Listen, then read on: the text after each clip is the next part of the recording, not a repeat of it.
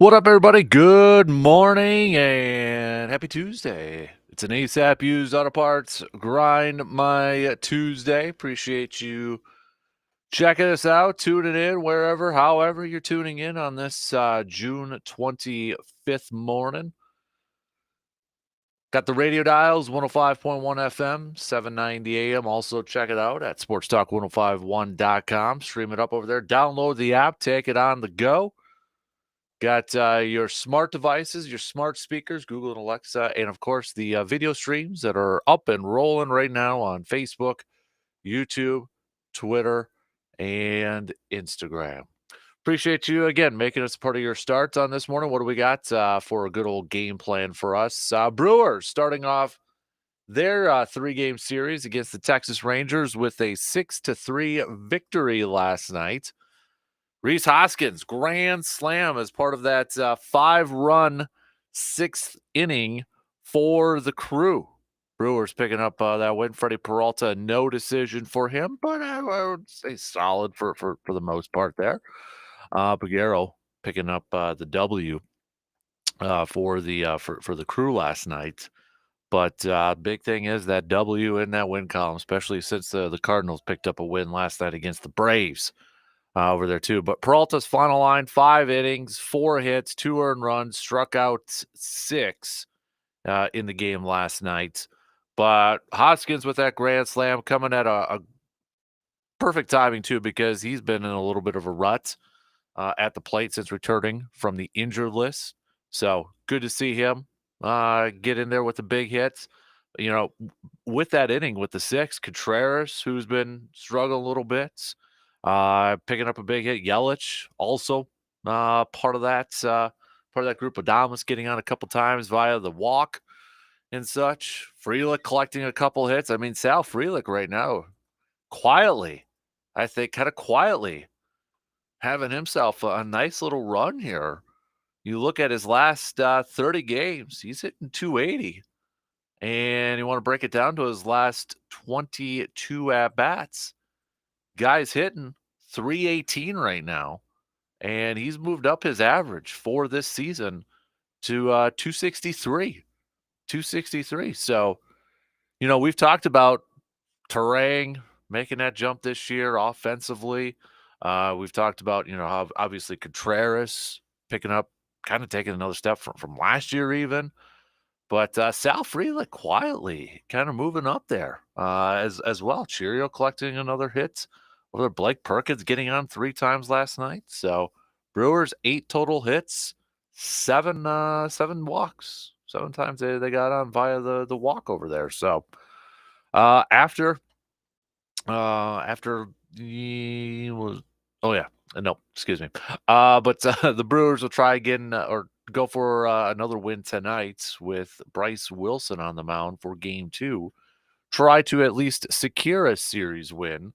Obviously, it'd be cool to sweep it and such, but nonetheless, big win or a good win last night for the Crew, taking game 1 of the series against the defending champs, the Texas Rangers. So, especially to claw out of it, they're 2 down 3-1 in that 6, and then holding on afterwards. So, we're going to talk a little Sal Frelick this morning. We're going to talk a little bit more about Pat Murphy. If you haven't had a chance, there's a really good article about Pat Murphy on Yahoo Sports, and I think it's one of the better stories in baseball this year. We've talked about teams and some of the surprises in Major League Baseball, and we've talked about team wise, division wise with the AL Central.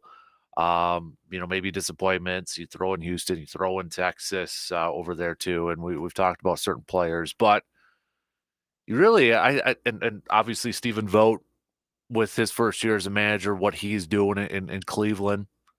But really, I think Pat Murphy is also one of the better stories that is going on in Major League Baseball right now. And there's a really, really good write-up on Yahoo Sports. It's not that long, so it won't take you that long. But got quotes even from Craig Counsell over there, from some of the current Brewers players too. But there was a quote from Pat Murphy on here that I think kind of just emulates a big part of why this team, I think, gravitates towards him, really likes playing for him. This was a quote, "I'm really starting to love it," Murphy said recently of the job. "I don't think I have all the answers, but I just love watching the guys believe, watching guys come into their own. To see a guy like Bryce Terang walk to the plate with confidence, it chokes me up." I mean, and he even kind of said it last night again with Rhys Hoskins. When Rhys Hoskins hit that grand slam, said it kind of choked him up because he was just so happy for the guy.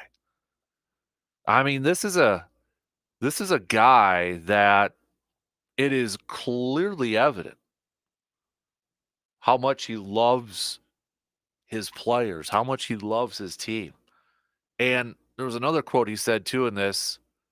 "We're almost halfway through the season. We haven't done anything yet, but I love this team. I know we were supposed to suck, but they've proven they don't suck. So I hope they know what makes them great. What makes them great is who they are and how they go about it." I mean, I feel like I would love to play for a guy like Pat Murphy. A guy who maybe, seems intense on the surface and such, but a guy who is just passionate and loves his players and loves the game. So I want to talk a little bit about Pat Murphy, but I want to throw out a quick question to you all first. What is it, as we approach halfway through the season, in his first season as manager, what is it that impresses you the most about Pat Murphy? And obviously we're looking at it from the outside in, right? We're not in the clubhouse. We're not interacting with him or interacting with a lot of the players and such. But what is it about Pat Murphy from the outside that has impressed you the most? Is it, we've talked about maybe there's a little bit more old school style, aggressive on the base paths, using the speed and such. I mean, there's been an uptick, an increase in offense. The offensive numbers are up. Has it been something about that, or is it just the personality of Pat Murphy? I mean, there's a few different things that you can go out there and pick and kind of highlight. But is there one that just really impresses you the most or really stands out to you the most when it comes to Pat Murphy and the job that he has done so far halfway through year one of this season? And I was one of them, and I know I wasn't alone. I think a lot of us kind of thought the same thing when he was first hired. It felt like, all right, he's going to have the job maybe for a couple of years. Ricky Weeks is going to be the guy that is going to be molded and groomed for the job. And that still may be the case, but I'll tell you right now, at this point, I don't want Pat Murphy to call it a career or retire in the next couple of years or few years right now. I don't. And I think, I just had the mindset, I'm like, okay, it might be kind of an up and down couple of years, kind of a transition, just on the job training for weeks.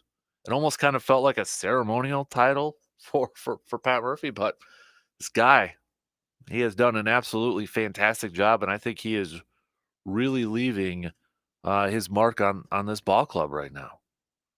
So, what stands out to you the most? We'll give you some time to hit me up with some texts on that Shoe Doctors bullpen line, 715-830-1912. Stanley Cup champs, Florida Panthers. What a game last night. Game 7, solid game, 2-1 final. Edmonton not able to complete the 4-game. I mean, they were down through. I mean, shout out to Edmonton. I know there's no moral victories, especially when it comes to a championship series and such. But man, this is one of the best things about sports is you can never, to quote the great Rudy Tomjanovich, never underestimate the heart of a champion. Never underestimate athletes in sports. I mean, down 3-0. Everybody thought it was over.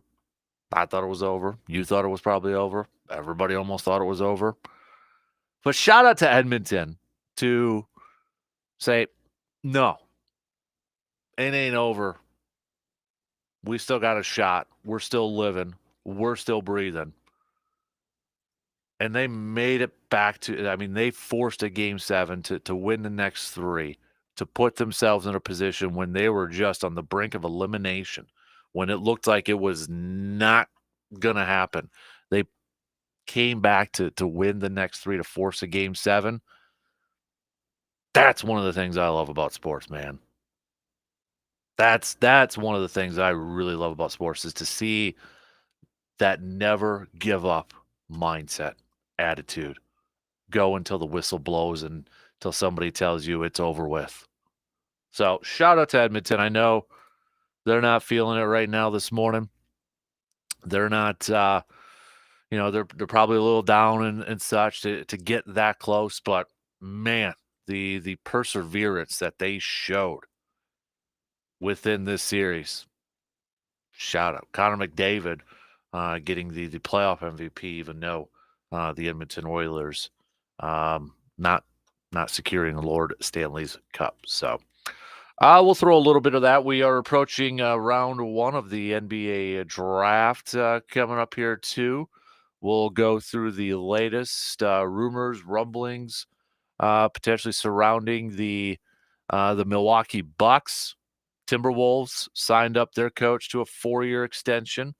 So he's going to be sticking around for a little bit here. We're going to take a look at some potential, some of the free agents out there. We know the Bucks don't have a whole lot of wiggle room, and we talked a little bit about some of the chit chat out there, some of the rumors being floated out there that perhaps the Bucks are shopping Brook Lopez, which I don't think is probably a too big of a surprise for a lot of Bucks fans to hear that, whether you agree with it or not. Yesterday, it seemed like a majority of you did agree with it. That you're like, yeah, I think it might be time.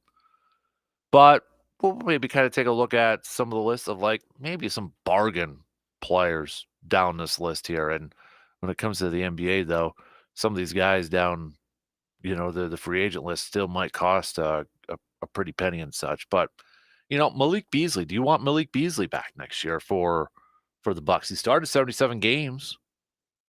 Then towards the end, Doc Rivers, we saw, changed up his starting lineup. Converted 41.3% of his three-point tries. He's 27 years old, but he's not a great defender. He's not a great defender.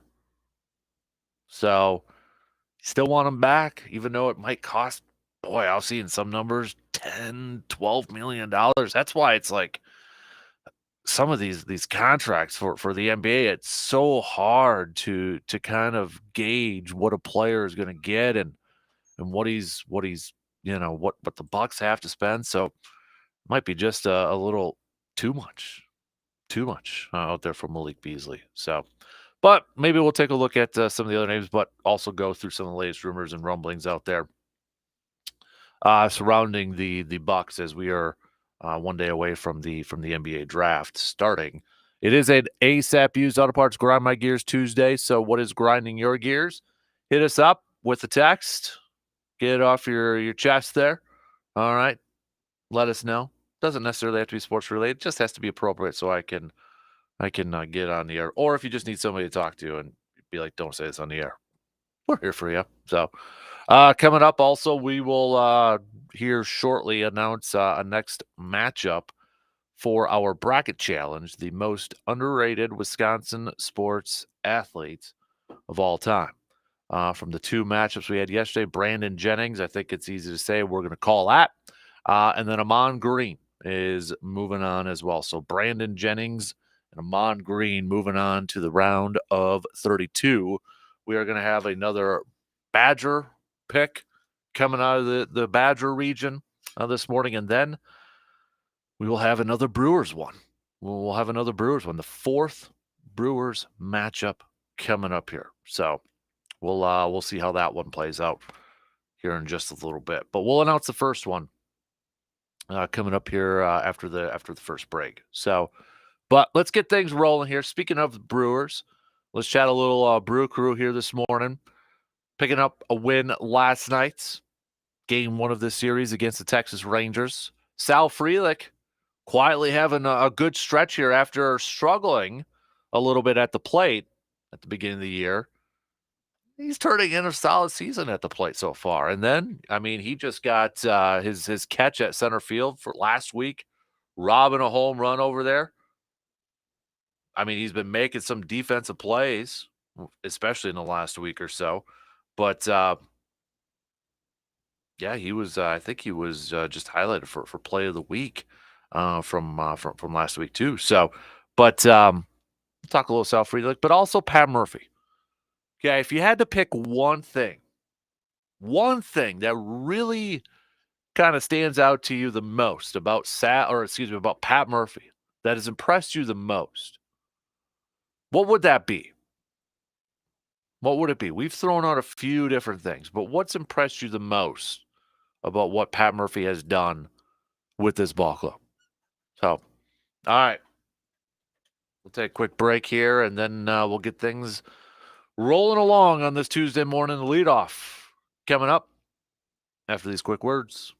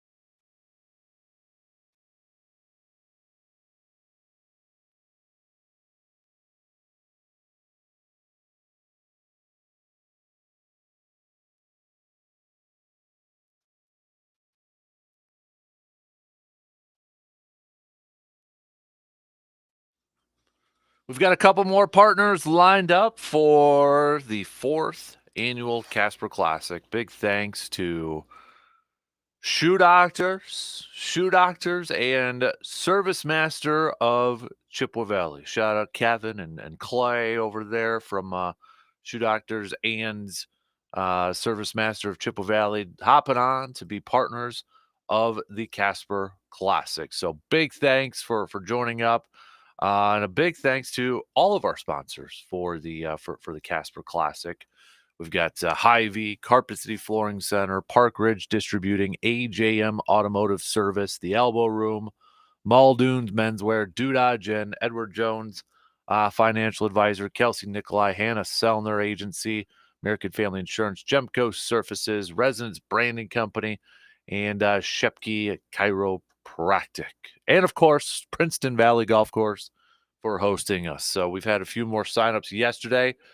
Time is running out. If you want to get your two-person team in now, you better hit up sportstalk1051.com or 715store.com and get your team in before it's too late, because we sold quite a few, or I should say we had quite a few signups yesterday. Just $90. That includes green fees, carts, lunch, 3 beverage tickets per golfer, all that good stuff over there. So it's coming up in just a month and some change. Just a month and some change over there. So, all right. First matchup for the brackets today. We're going back to the Brewers region. I know the turn in the order should be a Badger one, but we'll wait and announce the Badger one until we get to RJ Cardinal, who will be joining us in about a couple hours from now. Also, a reminder, we've got our Eau Claire Express update just past 8 o'clock here this morning, too. But we'll wait and do the Badger one until RJ hops on when we announce that one. So, but for the Brewers one, it is now up on Facebook and Twitter. If you want to go ahead and vote, maybe you already saw it. Jim Gantner, Teddy Higuera. Who is more underrated, Jim Gantner or Teddy Higuera? Back to the Brewers region. Teddy Higuera, 9 years in the league now, all 9 with the Brewers. You look at a couple of his highlights, obviously, 1986, winning 20 games, 87, 18 games, 88. He won 16 games this season overall, 94 wins, 64 losses, a 3.61 ERA throughout his career. Then on the flip side, you've got Jim Gantner, who played 17 years, all with the crew over there too. Finished up with a 274 batting average, 568 RBIs, 47 home runs, OPS of a 671, an on-base percentage 319, slugging of a 351. Total bases throughout his career, 2,175. What do we got? Total hits, 1,696. So who should move on to the round of 32?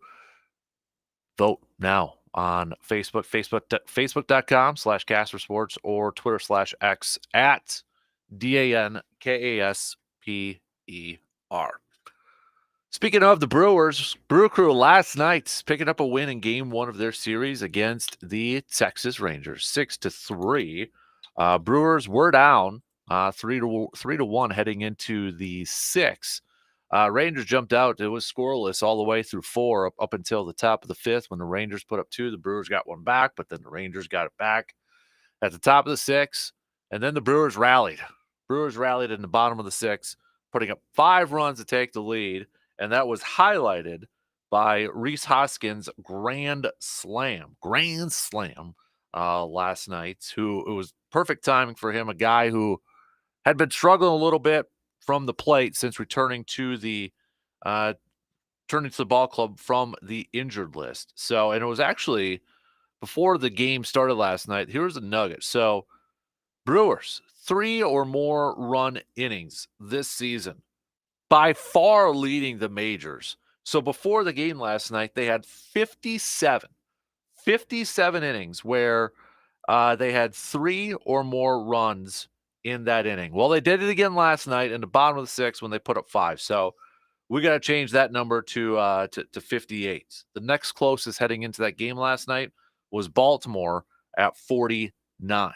At 49. So runs come in bunches, as they say, and all the Brewers were doing that on Sunday against the Padres, and they did it again last night.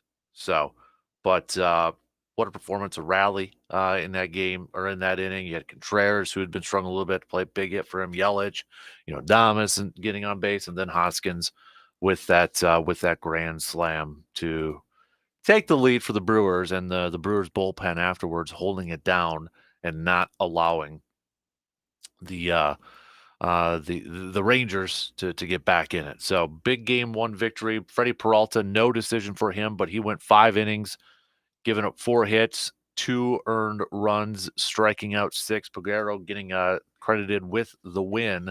But after that, it was Koenig who shut it down after getting a little nervous, though, because getting 3 walks, then he struck out a couple. I mean, escaped it. Let's just be real. Kind of escaped a jam there. Payamps getting a hold, and then McGill, who this year, maybe again, Trevor McGill, kind of a solid, quiet season for him too, because he's kind of been the de facto closer for this ball club. By the way, Devin Williams is throwing a bullpen session on Wednesday. So Wednesday or Thursday, Wednesday, I believe. Pat Murphy said yesterday before the game. So Devin Williams is getting closer. He's getting closer. But Trevor has been a guy too that, he's kind of been the de facto closer. He's got 16 saves so far this season for the Brewers. And he's got a 1.85 ERA. 1.85 ERA. In the month of June alone, 0.87. 0.87 in 11 games he's appeared so far in the month of June. Just 1 run he has given up in the month of June. And it was against Cincinnati back on June 15th. And that's kind of a bounce back from a month of May that, wasn't the worst, because when you break it down, month of May is like, boy, 3.68 ERA, gave up 3 earned runs in 9 games there. But also in April, 1.93 ERA. Blanked it in the couple appearances he had in March. But Trevor McGill is turning into, again, another guy that kind of a quiet but solid season. Throw Brian Hudson into that conversation too. We've talked about Brian Hudson quite a bit. I think he deserves to be in the All-Star game. You look at the numbers that he's thrown out there heading into the game yesterday. He led National League relievers in ERA with a .86 and a whip of .64. Second in opponent's batting average at 135. Fourth in Ks, and fifth in innings pitched. And this according to Mike Vassallo, media guy for the Brewers. He retired 23 of the 27 first batters faced, stranded 13 of 15 inherited. All at least, and he's pitched at least 2 innings 12 times. That's Brian Hudson's numbers. If that's not All-Star worthy, I don't know what the heck is. But between Hudson and McGill right now, when Devin Williams comes back and he's up to speed and assuming he's going to be the former All-Star great closer that we expect for Devin Williams. Now you look at, okay, maybe McGill transitions into a setup type role, a guy that comes in the 8th. You hand the ball off to Devin Williams in the 9th. You got a Hudson that can come in the 7th, maybe even a little Josh Hader type of role from 2018 where he can give you a couple innings. So if he's got to come in the 6th, you can throw him in the 6th inning, throw 6, 7, McGill in the 8th, and then Devin Williams in the 9th. The one down part of throwing a reliever for 2 innings, like we saw with Hader back in the day and a little bit with Hudson, might not be available for the next day. But to me, it's setting up when Devin Williams comes back. And it's going to be kind of like a trade acquisition if you think about it, because we haven't had him at any point this year. You bring him back, and assuming that he's going to be the dominant closer that we expect Devin Williams to be, you potentially have a nice 7-8 7, 8, maybe even a 6, 7, 8, 6, 7, 8, 9, because of some other guys that have been kind of stepping up this year from the bullpen. Bullpen's going to get better. It's going to get a little deeper here once Devin Williams comes back. So if those starters, it's kind of similar a little bit. Is it kind of similar to 2018 a little bit, where really it was led by offense, and then Brandon Woodruff was just kind of coming on the scene. Corbin Burns, I believe, was coming out of the bullpen. So I mean, this team may be a little reminiscent of 2018 here a bit. But I think if you could get that lead, if this offense can give this team a lead heading into 6th, 7th inning, and then you throw those guys out there. I'm talking like the second half of the season when Devin's back and he's ready to go and he's at full strength. That's the thing too. Hopefully he's going to be fresh and healthy and no setbacks. It's going to be tough for opposing teams to make comebacks on. One player who has been playing incredibly well as of late here has been Sal Frelick, as we mentioned a little bit earlier here. But Sal Frelick, again, couple hits last night for him. He had a couple hits on Sunday against the Padres there, but he's quietly putting together a pretty darn solid season from the plate.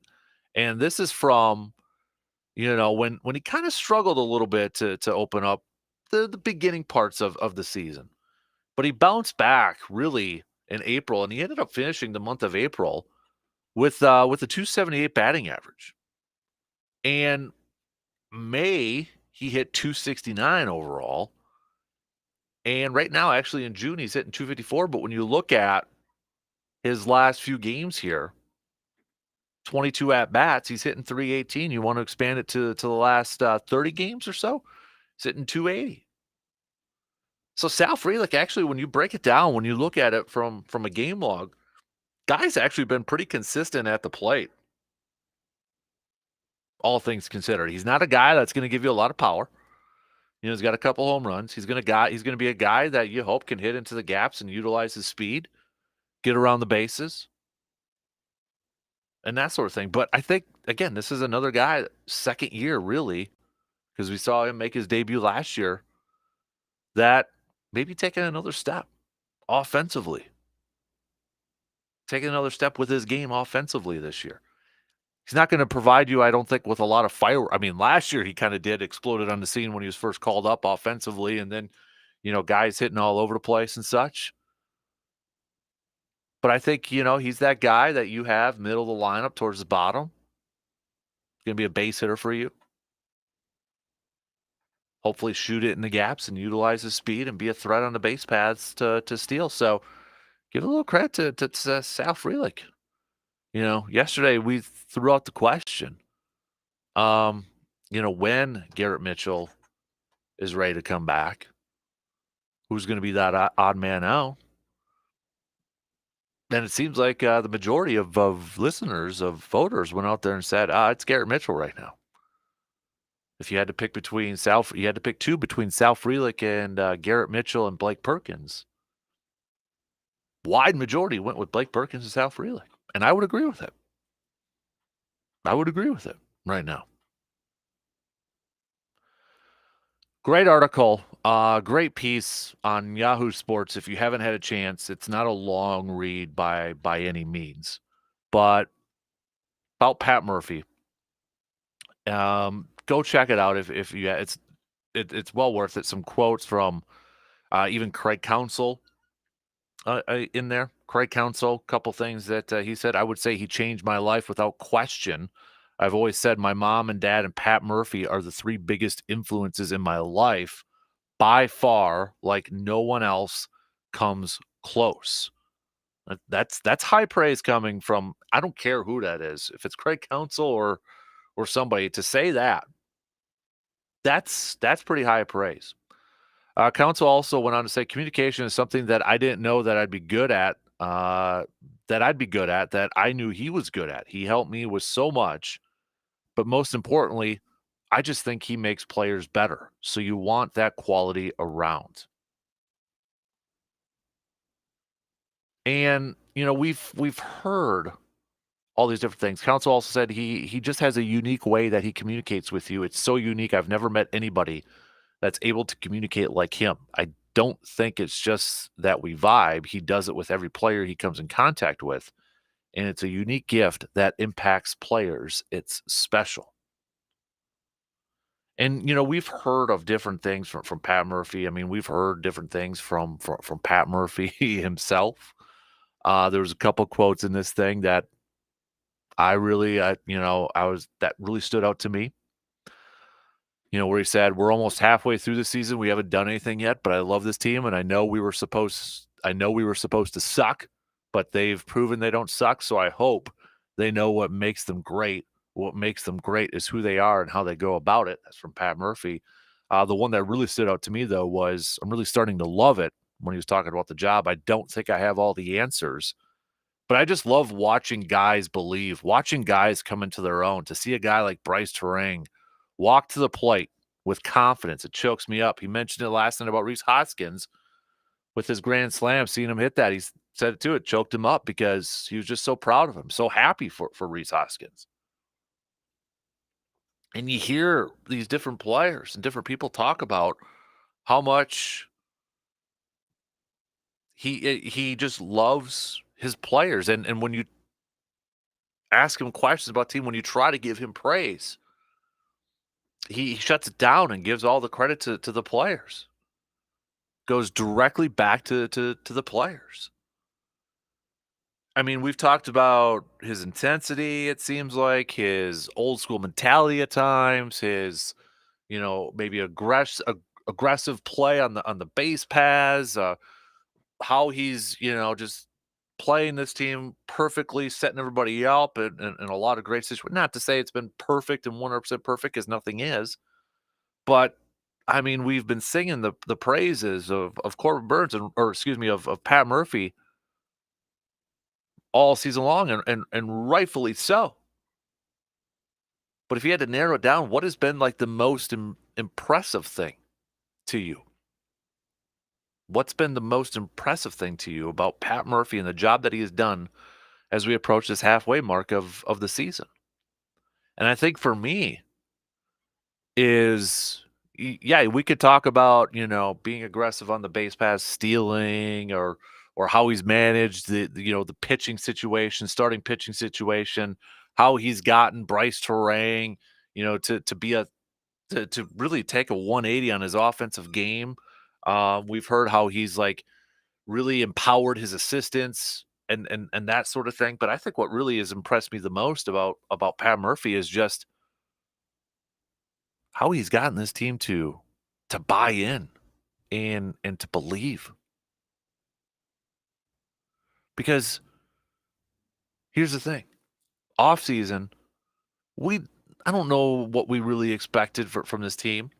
It looked like we were going to have Corbin Burns. They signed Rhys Hoskins. Like, all right, they're going to keep Corbin Burns. They're not trading Corbin Burns. Then like days later, they trade Corbin Burns. Then it's like, okay, they're going to trade Willie Adames. I mean, you got all that stuff floating out there. You got, they invest a lot of money into a guy who never made an appearance at the major league level, Jackson Sherry. I mean, there was a lot of stuff going on this past offseason. A lot of question marks surrounding these guys. Young guys, kind of a youth movement. Who's going to be the next guy to go? All these different guys coming in from a pitching standpoint. Murphy's gotten this team to come together and believe, to believe in themselves, to go out there and compete and to win ball games. That to me is from all the outside noise. And the other part of this too, and I was one of those, and I know I wasn't the only one. When he was hired, it kind of felt like, okay, he's going to be around for a couple of years, but it's going to be on the job training for Ricky Weeks. I mean, he even kind of, this one other quote, he said, "I got the job and really didn't go after it. I didn't try to get it for the first time in my life. Everything else in my life, I kicked the door down to get it, And we go back a couple weeks ago to where Mark Anasio said, he kind of pretty much said, yeah, we gave him an interview, just, paraphrasing here, just to give him an interview and didn't really expect anything and all that. And that changed after they talked to him. So how he's come in and kind of breathe or put this new energy with this team, and in this team that now you feel like, hey, if they're down a couple runs, like last night, 3-1. I don't know if like years like the last couple years, I don't know if we would have thought or if I would have thought like, okay, they can't climb out of that. You got a different feeling on that. And it's just a different vibe with this team. And honestly, the last few years, and this isn't necessarily a knock on Council or anything like that, because the dude won a lot of games. But it just felt like last couple years, especially, it was like, yeah, but they're winning, yeah, but and there's just this different vibe and there's this enthusiasm within this ball club. And I think it starts with the manager. And that's what Pat Murphy's bringing.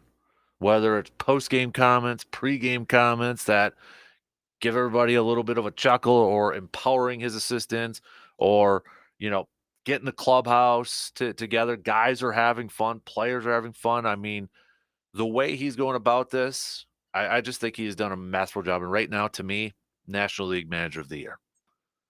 I think right now, as we approach the halfway mark, there's no doubt the American League Manager of the Year should be Stephen Vogt and the job he's done with Cleveland and what Pat Murphy has been doing with the Brewers so far this year.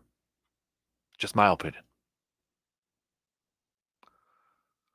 All right, let's take a quick break, and we'll finish up the first hour coming up after these quick words.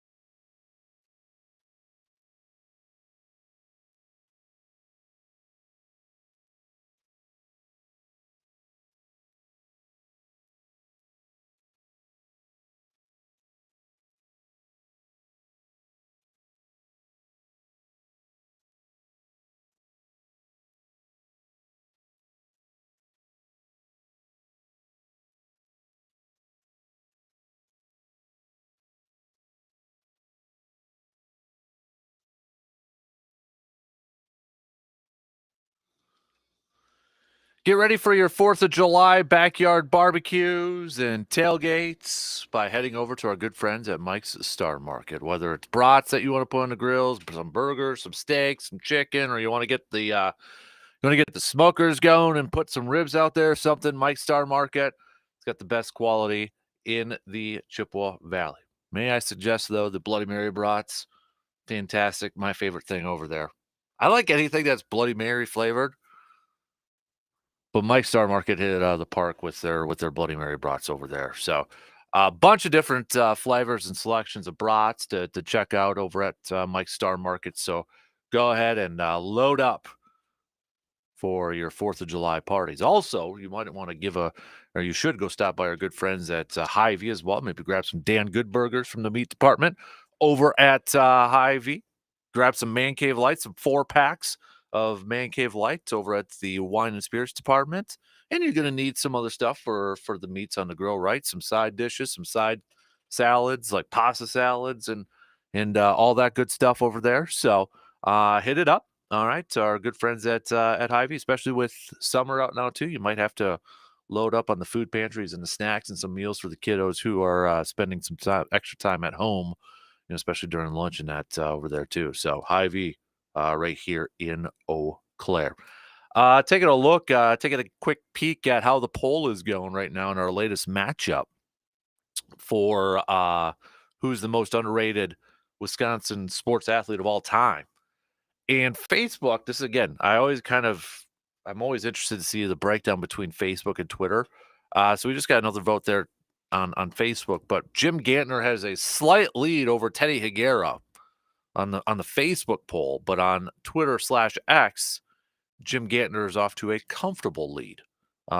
Still early. So if you think no, Teddy Higuera needs to get some more votes over there, well, share it with your friends. All right. This is the other part of this bracket challenge too, is to kind of spark some conversation and a little banter between you and your friends. But share it up on your socials and spark a little conversation back and forth and tell them to vote over there. So Jim Gantner or Teddy Higuera. Go vote on Facebook. Oh, got more votes for Jim Gantner right now on Facebook. So coming up in the 8 o'clock hour, once we get to RJ Cardinal, we will announce the next one. It's going to come from the Badger region. So this is the 4th matchup to come through the Brewers region. We'll get the 3rd one coming up for the Badgers once we get to RJ Cardinal and get his pick between the two coming up live on the air. So we'll get back to some more Brewers chat as well coming up. Game 2 tonight. We'll take a look at that. So Wilson is on the mound for the Crew. Crew looking for at least a series win with a win tonight. Then finally an off day. I bet you they're really looking forward to having an off day here after spending 7 games out on the West Coast. Their last off day came back on June 13th. So this team really probably looking forward to that Thursday off day before they welcome back the Cubbies to American Family Field to wrap up the month of June. Then the Brewers are going to be back on the road going up against Colorado and the Dodgers over there too. So, but right now, a quick look at the standings. Brewers still holding on to a 5-game lead over the Cardinals for first place in the division. Cubbies back to last place, 9 games back from the Brewers in the NL Central. We'll say good morning to Morgan. Good morning, Morgan. Hey, how you doing? Good. How are you? Good. Now I see you guys are doing your underrated. Have you done an overrated sports figures in the past? We've talked about it, but not really a bracket. Okay, because that's the next logical jump. Do you have an overrated that hops to mind right away? Because everybody kind of likes to cheer on the underdog, and it's nice to talk about athletes that aren't getting a ton of attention. But what about overrated? Is there a clear winner that's out in front here? I'd have to think about that one a little bit. Not even just Wisconsin-centric. Overall, overrated player. Well, I mean, Tim Tebow was overrated. Yeah. So, I mean, but he was pretty. I mean, he was good in college. Just he was overrated as a pro quarterback. So talk to me if you have a theory, a working theory about why that jump is harder for some athletes than others. Because arguably Caitlin Clark's having a little bit of a rough start on the WNBA too. What is the big X factor, or what do you think sometimes complicates that jump from standout collegiate athlete to pro level? Systems. I think a lot depends on the system that you go into. Like Okay. quarterbacks, especially, I'll use that. Like if you go to a team that doesn't run an offense that fits your skill sets or puts you in a position to succeed, that's going to be a detriment to your career. Yeah, but then the flip argument, just playing devil's advocate, would be if you are at that level and drafted, you should be able to kind of morph into and take on more of that playability and approach. Because at that elite level, your job is to absorb Hmm. the team and the playbook. You could, but at the same time too, Peyton Manning's not going to be a running quarterback. So if you go into a system like Lamar Jackson But has, doesn't that also he's come not back to going to. drafting? Isn't it the Mhm. responsibility of the Well, and that's where teams to pick who's going to fit in best? if you're going to draft that guy, though, that's where you have to make sure that he fits that system Right. that you're doing, and that's But where that's what I mean. Is it Mhm. less on the quarterback or the it's more athlete then and more on the team it's to more on draft the team. correctly? Yeah, exactly. I mean, Baltimore, for example, Lamar Jackson's probably the perfect example of this. He's not going to be a pocket passer that's just going to sit there and throw like Aaron Rodgers and Peyton Manning and So all if the that. wrong team drafts him, you're setting him up to fail, Mhm. sort of. Look at the Bears. Yeah. Justin Fields, I think, was set up to fail. So So if you had to pull not from that group, because it's evil mhm. conversation of that, but overall most overrated sports figure, maybe not have anything to do with their, laying it out on the when they And some are drafted it. just like Jamarcus Russell, who was just a head case anyways. So See, yeah. that's where I always say overrated has more to do with their performance and Mhm. attitude on the field. Like Yeah. you can be a great athlete, Mhm. arguably AP. I mean, you have athletic skill or raw talent, but how you are, perform, act, and your character can Mhm. change a lot about the way you're perceived as a player. Mhm. I think some people are their own worst enemy, especially at that elite level. Right. Exactly. It's like So on the flip side, you have great athletes like Donald Driver, who looks like they're having fun out there and smiling. He's easy to cheer for, yeah. and that goes a long way. Yep. So Yep. All right. Thanks, Margs. We've anytime. got 1 hour in, a couple more to go here. Coming up after these news updates, we'll do a little Grind My Gears action. ASAP Used Auto Parts Grind My Gears. We'll be back in just a few minutes.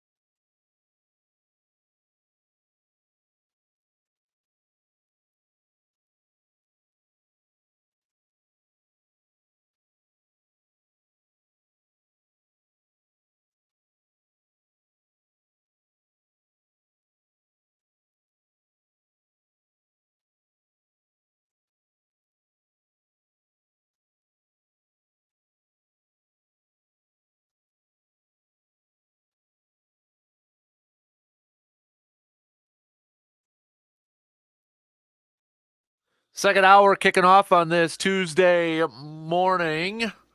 Appreciate you making us a part of your start on this June 25th, whether you are listening on the radio dials at 105.1 FM, 790 AM, online, sportstalk1051.com, or checking out the video stream at YouTube, Facebook, Twitter, and Instagram. Big thanks for joining in. Don't forget, you can always join in on the convo by hitting us up with some text on that Shoe Doctors bullpen line at 715 830 1912. We spent the first hour talking Brewers. Brewers with that win last night, game one of their series against the Rangers. Rhys Hoskins, grand salami last night.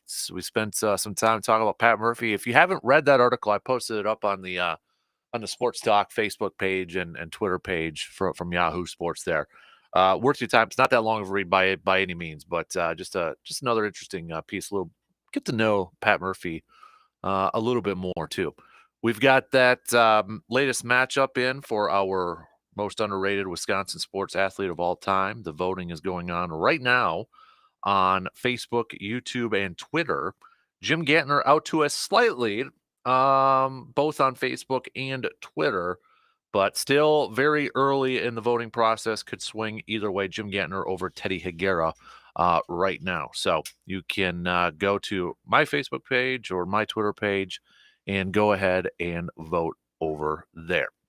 Let's talk a little Bucks as the NBA draft round 1 tomorrow night. You got some more rumors and rumblings out there that the Bucks could potentially move some of their pieces. I was reading one rumor earlier this morning that the Bucks potentially looking to maybe move up in the draft or use their 23rd overall pick as a trade piece and such. But there's more chit chat out there, more rumors, more speculation. We talked about yesterday about Brook Lopez. That Yahoo Sports' Jake Fisher recently reported that the Bucks are open to possibly moving Brook Lopez. And Hoop Hype's Michael Scotto added that other executives across the league believe that Pat Connaughton and Bobby Portis could also likely be had in the right deal, in a trade deal over there too. So you've got potentially Pat, Bobby, and Brook all on the trading block right now as the Bucks are no doubt in a win now mode for this year, perhaps even for the next couple of years here, as long as Giannis and Damian are put together or paired together here. So is there any one of those quote unquote role players, any one of those, bench guys, or I mean, even Brook Lopez is a starter, but I guess between those three, if it's Brook Lopez, if it's Pat, if it's Bobby, do you view any one of those as untouchable? Like, try to take the fan part out of it. Try to take the fanism out of it. Try to take the nostalgia out of it. Is there any one of those guys that you think is an untouchable? Because, I mean, Bobby Portis is easily a fan favorite. Easily a fan favorite. But if the Bucks could potentially get better, would you be okay with them moving on? I was reading a little bit more. Pat, it says, seems to be the likeliest to be moved. He has a $9.4 million salary for next year, which is easily digestible for other parties. This is according to BehindTheBucksPass.com, and could allow the Bucks to get a solid piece in return. Portis is less likely unless the Bucks are getting a bona fide upgrade. There will be plenty of teams eyeing the big man, but Horst will not be simply giving him away. So, sure seems like if of those three, Pat might be the most likeliest to potentially be involved in a trade. I guess for me, it wouldn't surprise me if both Pat and Brook are involved in maybe a couple trades. Perhaps moving on somewhere else and Bucks trying to get impact players. And the thing is, they're not going to trade those guys for draft picks. Bucks are in a win now mode. They're not going to trade them just for cash. I mean, they might trade them for cash so they can go out on the free agent market, I guess. But I mean, they're not just going to go out there and trade for some draft picks and that sort of stuff. So I was reading Hoops Hype. Also, they've got their mock draft out there for number 23. They've got Isaiah Collier from USC at the pick for the Bucks. It says here though, with Milwaukee in a win now mode, the Bucks are open to trading the number 23rd overall pick. League sources told Hoops Hype. Rival executives have also come away with the sense that Bobby and Pat are available on the trade market. Both players, however, have been mentioned as possible trade candidates in the past, and nothing has come of it. Should the Bucks remain in this slot and land Isaiah, he'd represent a potential upgrade at backup point guard behind Damian Lillard and could become the point guard of the future. Earlier this season, Isaiah was considered the potential top overall pick and was one of the top players in the high school class. So, round one of the NFL draft coming at you tomorrow. So, couple of you saying move Pats. A few of you saying move Brooke over there too. So yeah, it's kind of all. I figured Bobby Portis wouldn't be the popular one over there, but if this tells you anything too about was chatting a little bit about it yesterday about the NBA draft and how much it's kind of I mean, nothing compares to the NFL draft by any means, right? Nothing compares to the limelight or even how teams value the draft. Like the NFL and their teams treat draft picks like the rarest of all elements in the world. I mean, bona fide gold and all that. And here's an example comparing it to the NFL and the NBA. This was from The Athletic yesterday. Sacramento Kings were close to a trade for Alex Caruso last week for in exchange for the number 13th pick in this draft. The Bulls, though, decided to trade Caruso to Oklahoma City for Josh Giddey, youngster who averaged about 12 points a game. Team offered the 13th overall pick. If a team offered a 13th overall pick in the NFL draft for a player, that team would jump all over the board and take that 13th pick. Unless it was obviously, Patrick Mahomes or somebody like that. But you're talking about a kid, a Josh Giddey, who could turn out to be a really good player, and he averaged double-digit points last year. But you're talking about the 13th overall pick. That tells you a couple things. One, that this draft stinks, that everybody thinks it does. But again, how the NBA and their teams, they don't value draft picks. Not like the NFL does.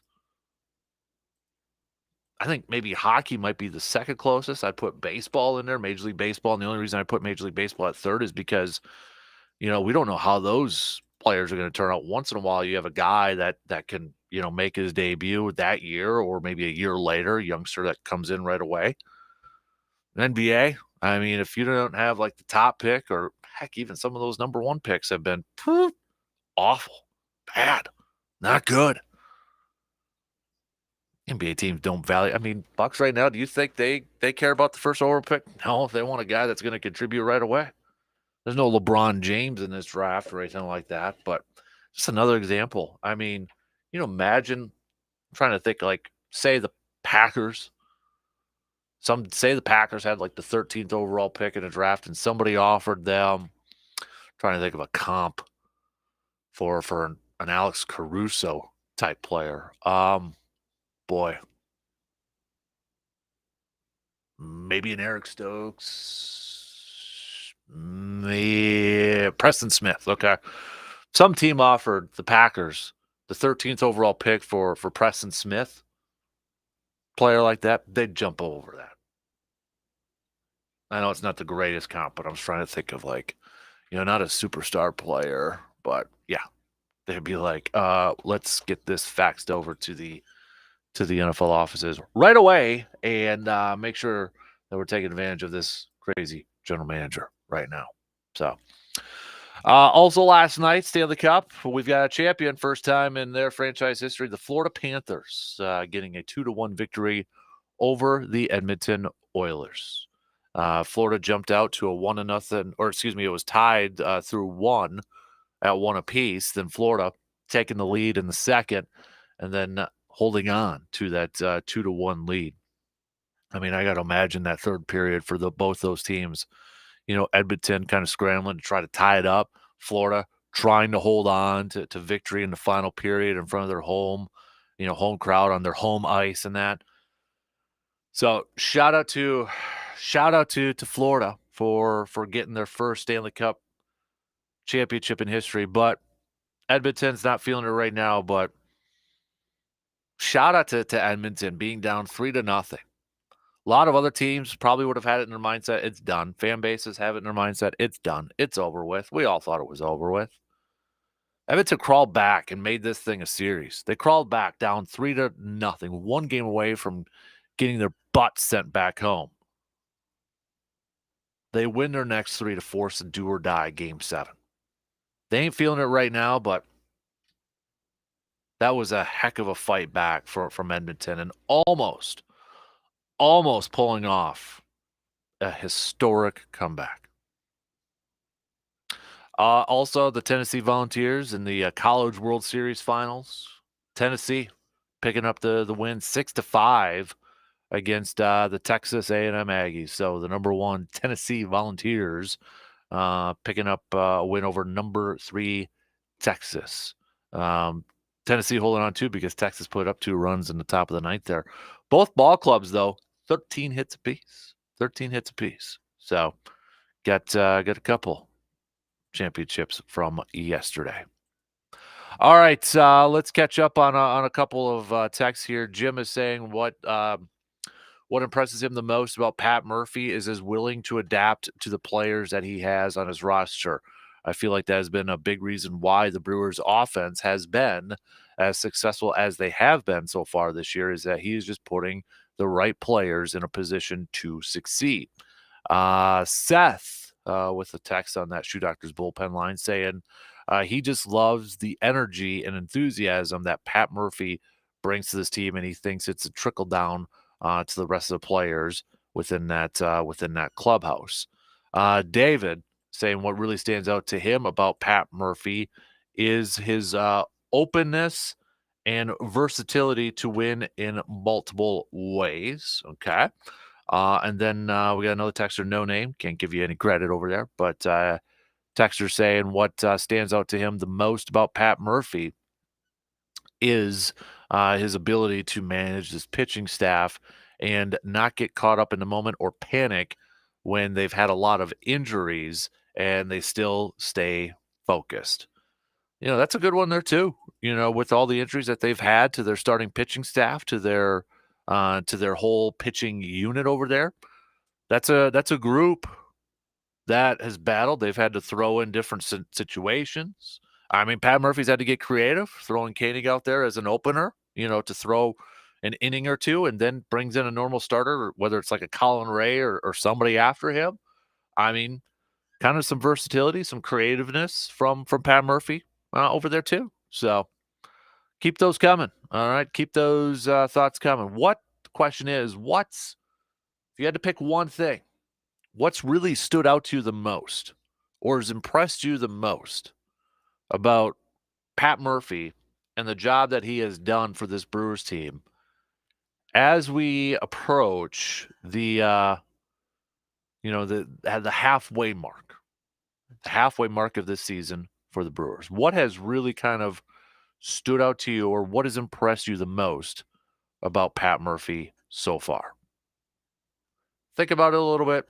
Hit me up with the text on that Shoe Doctor's bullpen line if you want. We had James on the video stream saying, agree with you, Dan, about Murphy. I've always felt he has a, quote, Bo Ryan quality to his approach. Some guys can just flat out coach/manage. All right, we'll take a quick break here. We'll kind of talk a little green and gold to switch things up here a little bit. Don't forget, though, we've got our Eau Claire Express update coming up just past 8 o'clock. Then we'll get RJ Cardinal on to talk some Badgers. Also, we'll announce the next Badger matchup when RJ hops on there. Get his pick. He'll be the first one to make his pick over there. But get voting. Keep the votes coming for our latest matchup. We've got them up on Facebook and Twitter. Jim Gantner or Teddy Higuera Right now, Jim Gantner still holding on to a slight lead through the voting, both on Facebook and Twitter. So, take a quick break, and we'll be back after these few words.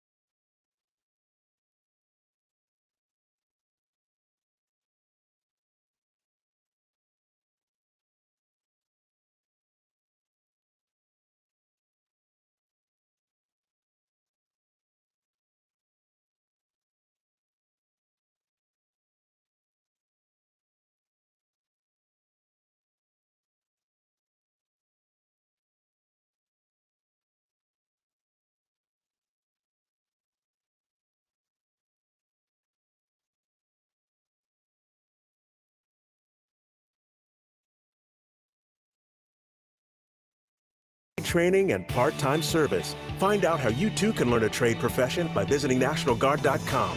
Sponsored by the Wisconsin Army National Guard. Aired by the Wisconsin Broadcasters Association and this station. At Toyson Ford, it's a great time to look at our 2024 models. Now through July 8th, we have F-150 XL keys with up to $3,500 in total customer and bonus cash. Plus, get $1,000 in retail trade assist. SUV more your choice?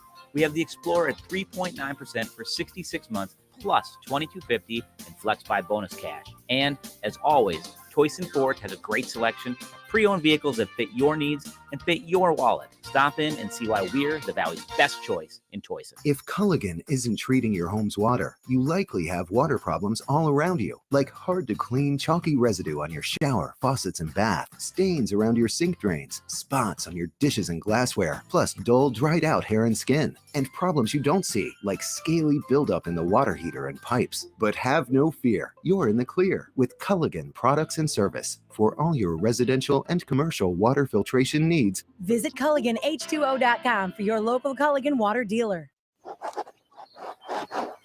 Hear that? The sound of your antique fountain pen gliding across linen paper as you journal in the park. And if you were here, you'd be inspired by the warm breeze. But you're not here. Because your self-care happens out on the road, riding your motorcycle protected by Progressive. And the wind in your face on the road is all the inspiration you need. So if you ride, get a quote and see if you could save with Progressive, America's #1 motorcycle insurer. Now that's inspiring. Progressive Casualty Insurance Company and affiliates, not available in all states. If you need bold banners to boost your business, but you're on a budget, think Staples. Because now at Staples, you can save up to $50 on your print purchase. From posters and flyers to signs and menus, Staples can print anything you need to move your business forward. And with Staples Print Perfect Guarantee, it's done right or it's printed again free. Plus, same-day service is available on hundreds of items if you order by noon. Get it printed right at Staples. And now get up to $50 off your print purchase. And 76, visit staples.com/print for details. We'll make your building tough as a Northland with quality materials and custom-made plans. Northland Buildings. It's Northland Buildings' 30th anniversary. They are celebrating with a limited time sale on all buildings. That's 30 years of expertise in construction for your peace of mind. It's the perfect time to think about that building you've been wanting. Northland's buildings are economical and long-lasting, built tough to withstand our Midwest weather, and they are on sale now. Custom-built post-frame construction features a 50-year snow-load warranty. Experienced sales reps are with you from start to finish. It's Northland's 30th anniversary sale. A perfect time to get affordable protection for your vehicles, ATVs, boats, and recreational gear. And farmers trust them for their tough agricultural buildings like barns and machine sheds. When it comes to quality and value, a Northland building is the answer. Built tough for the Northlands. Northland Buildings. It's time to burn rubber at the 9th Annual SeaTech Manufacturing Badger Classic, featuring drag racing and car show action, June 28th, 29th, and 30th at Rock Falls Raceway. Be a part of something great with proceeds going to Joshua's Camp and their support of families enduring childhood cancer. Get in on all the racing action at Rock Falls Raceway for the 9th Annual SeaTech Manufacturing Badger Classic, June 28th, 29th, and 30th. Check out Rock Falls Raceway on Facebook and Instagram, as well as rockfallsraceway.com. He's smart, informed, entertaining, and he knows his sports. In other words, he's the kind of guy I'd like to settle down with in a small, cozy cabin in the woods. That is, if he was a woman with a case of cold ones. The Dan Kasper Show, weekday mornings from 6 to 9.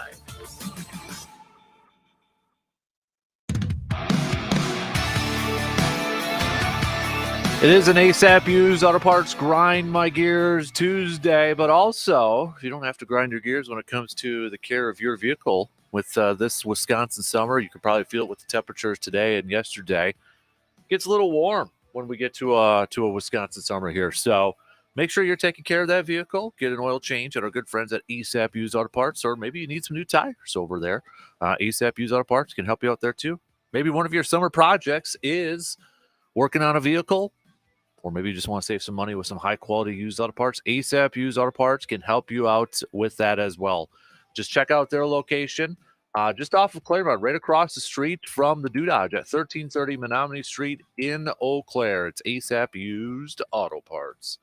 We'll get back to some of your texts about the crew and Pat Murphy. Got a few of them to catch up on. We'll switch gears here just for a little bit, talking some football here with Joe DeGuano. And Joe, obviously, a lot of talk has been about the Packers receivers. It still gets a lot of talk out there and such. But let me ask you something. With all the talk about the Packers receivers, are people kind of forgetting about overlooking the tight ends here a little bit?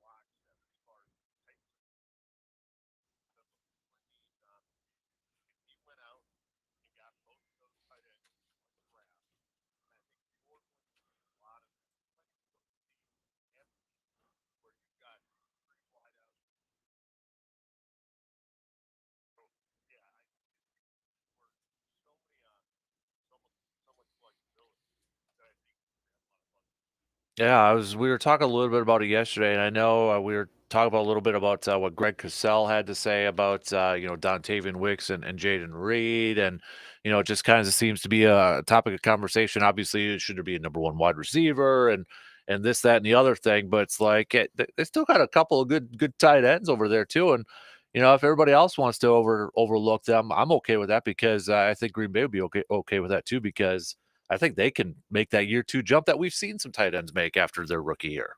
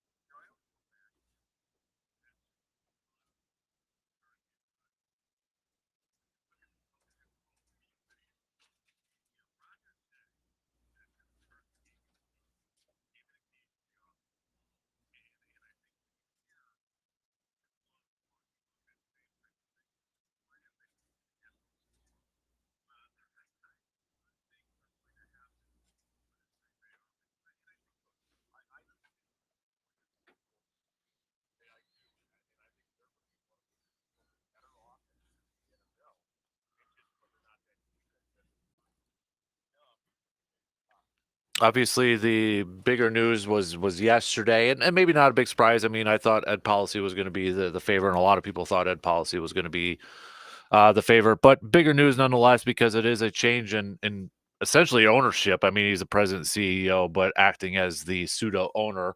But Ed Policy is going to be taking over for Mark Murphy next year. Won't be this year, so on the job training for about a year. But really, I mean, what can we gauge from this move at this point in time, other than the fact that his dad, was kind of the architect of those 80s and 90s 49ers over there. He's been kind of a football lifer, whether it's been arena football or other aspects of that. Or do you think it's just what it's going to be kind of business as usual with Green Bay promoting from within?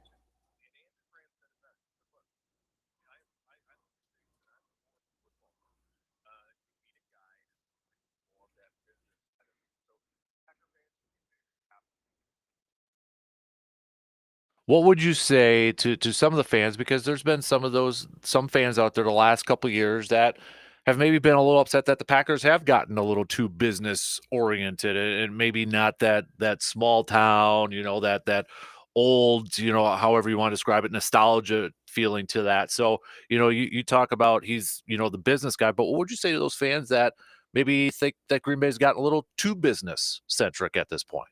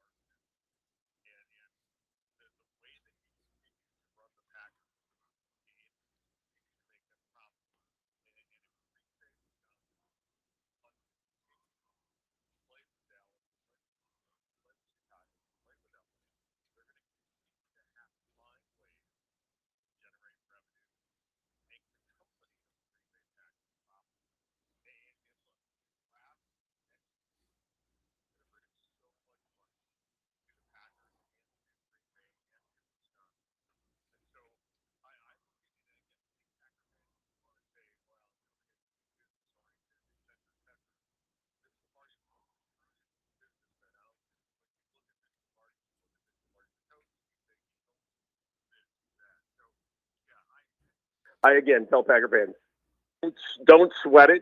This is all good stuff. Hmm. Yeah, and that's where do you want a guy meddling in? And I know Mark Murphy kind of changed the structure, with Goody and when Goody was first hired and Mike McCarthy at that time, the tearing down silos aspect of that. And I got to imagine policy is probably going to keep that same pun intended policy in place with those guys.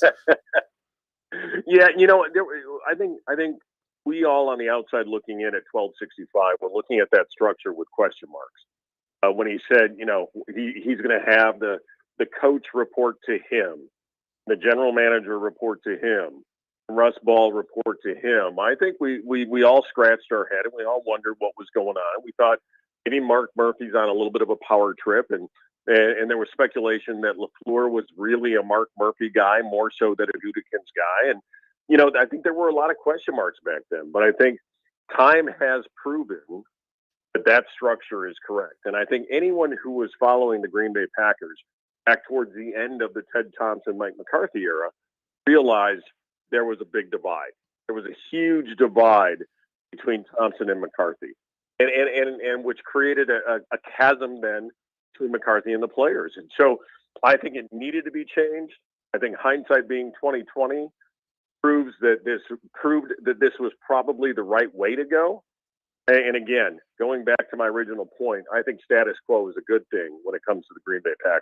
Yeah, and I know there's examples, all across, because you'll have some fans say, and I think Pro Football Talk is one of the biggest guys that comes up almost every year. He mentioned this: if the Packers had an owner, maybe they could actually, force the hand of the GM to do this or force to do that. But at the same point, there's a report out there that apparently Mike McCarthy is annoyed that Jerry Jones, who's probably the biggest one out there that gets his hands involved in decisions because he's the general manager, but apparently he's getting, kind of annoyed or fed up of how much he is involved in these decisions. I mean, it's a balance, right? You got good cases and you got negative cases from each side.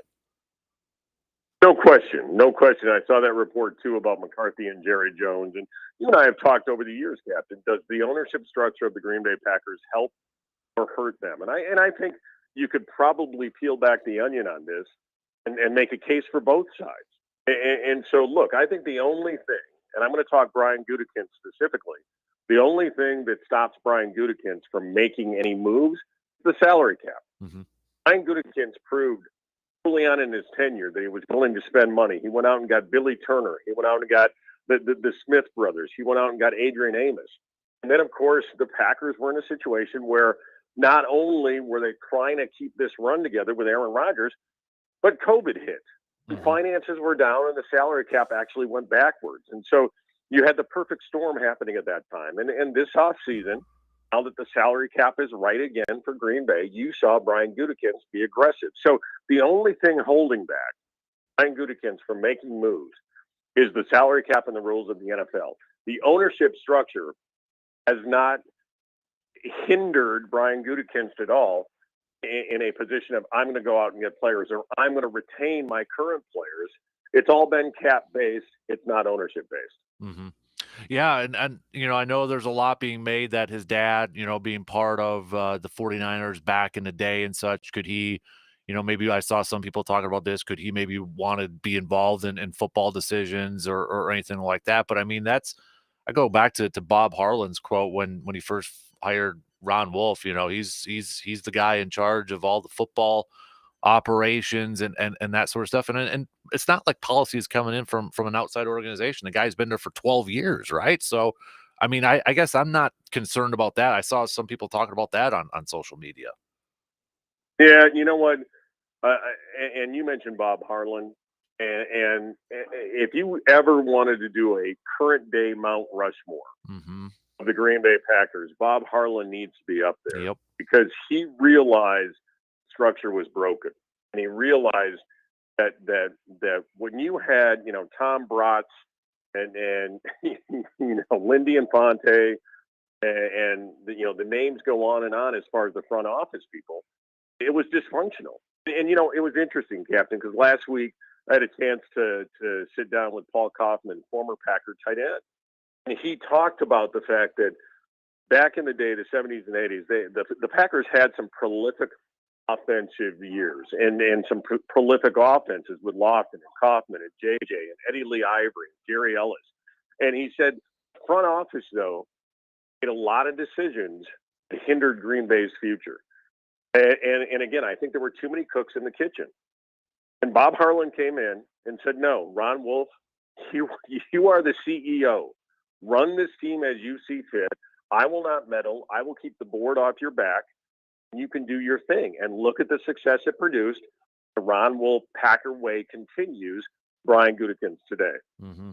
Joe, to kind of wrap it up, I know we're a little less than a month away from training camp, and we got another quarterback contract out there with Trevor Lawrence and such. The more the days go by and closer we get to training camp, do you get a little nervous about a Jordan Love extension not getting done before camp?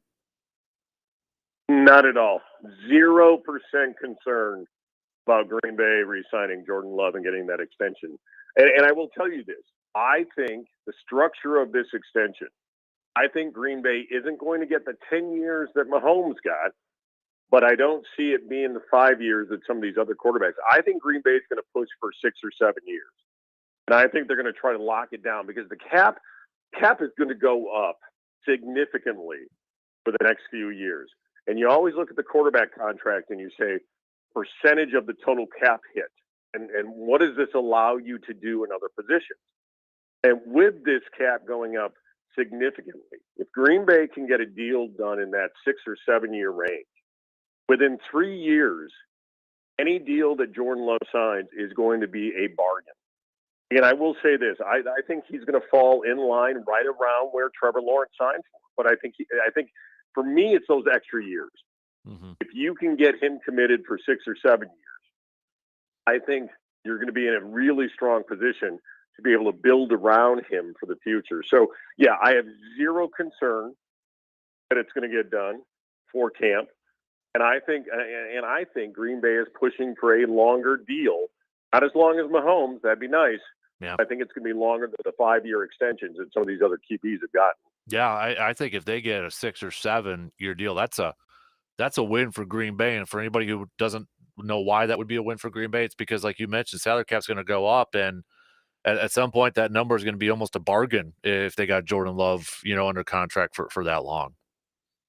Absolutely, absolutely, and I think Green Bay needs to realize that, and Green Bay needs to also, Green Bay fans, I should say, needs to, anybody who still has concerns about Jordan Love, and again, you know me, I was not in the Jordan Love camp when they drafted this kid, but his improvement and what he did the back half of last year, he was arguably one of the top 2 or 3 quarterbacks in the NFL the back half of last year.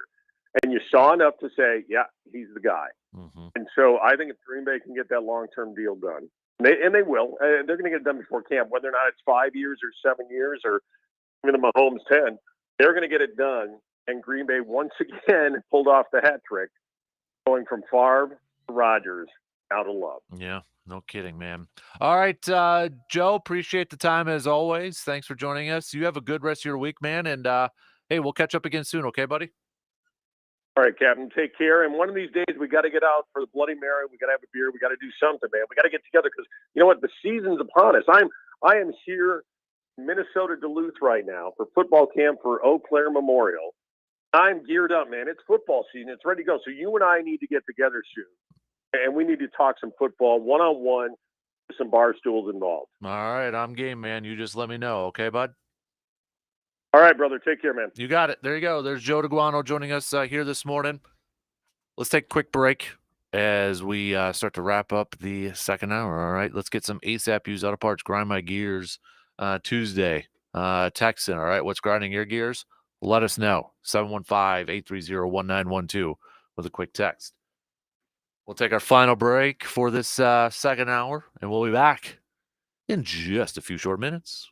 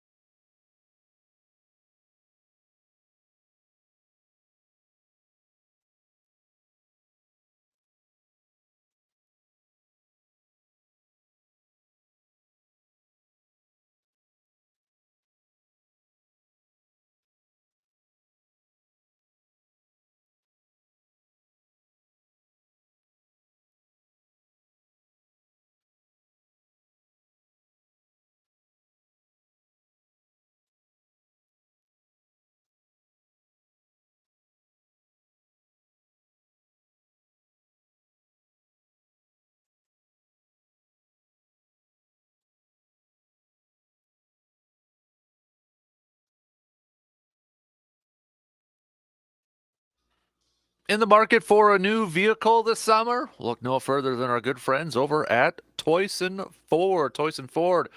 Maybe you're looking for a new 2024 F-150, huh? Or you can check in with a hands-free mode of a Ford Blue Cruise during a test drive. You can check that out at Toyson Ford, located at 1000 Chippewa Crossing Boulevard in Chippewa Falls. Fantastic people over there at Toyson Ford. I've taken my vehicle in there. Great customer service. Speaking of Toyson Ford, Greg Toyce is going to be joining us just past 8 o'clock for our Eau Claire Express chat. So the Eau Claire Express back at Carson Park tonight for a couple nights here as they begin a 2-game series against Thunder Bay tonight. Can't believe we're already talking about the end of June already coming up here, man. Then you got the full month of July left, and then August, and hopefully a deep playoff run coming up here for the Express later on. But season is cruising on by. So we'll get to that coming up just past 8 o'clock. Also, we'll chat with RJ Cardinal coming up towards the bottom of the hour. We'll talk all things Badgers, but also we will announce the next matchup for our bracket. Where the heck did my bracket go, by the way? I don't know if I kept it in my office. I'll have to look for it.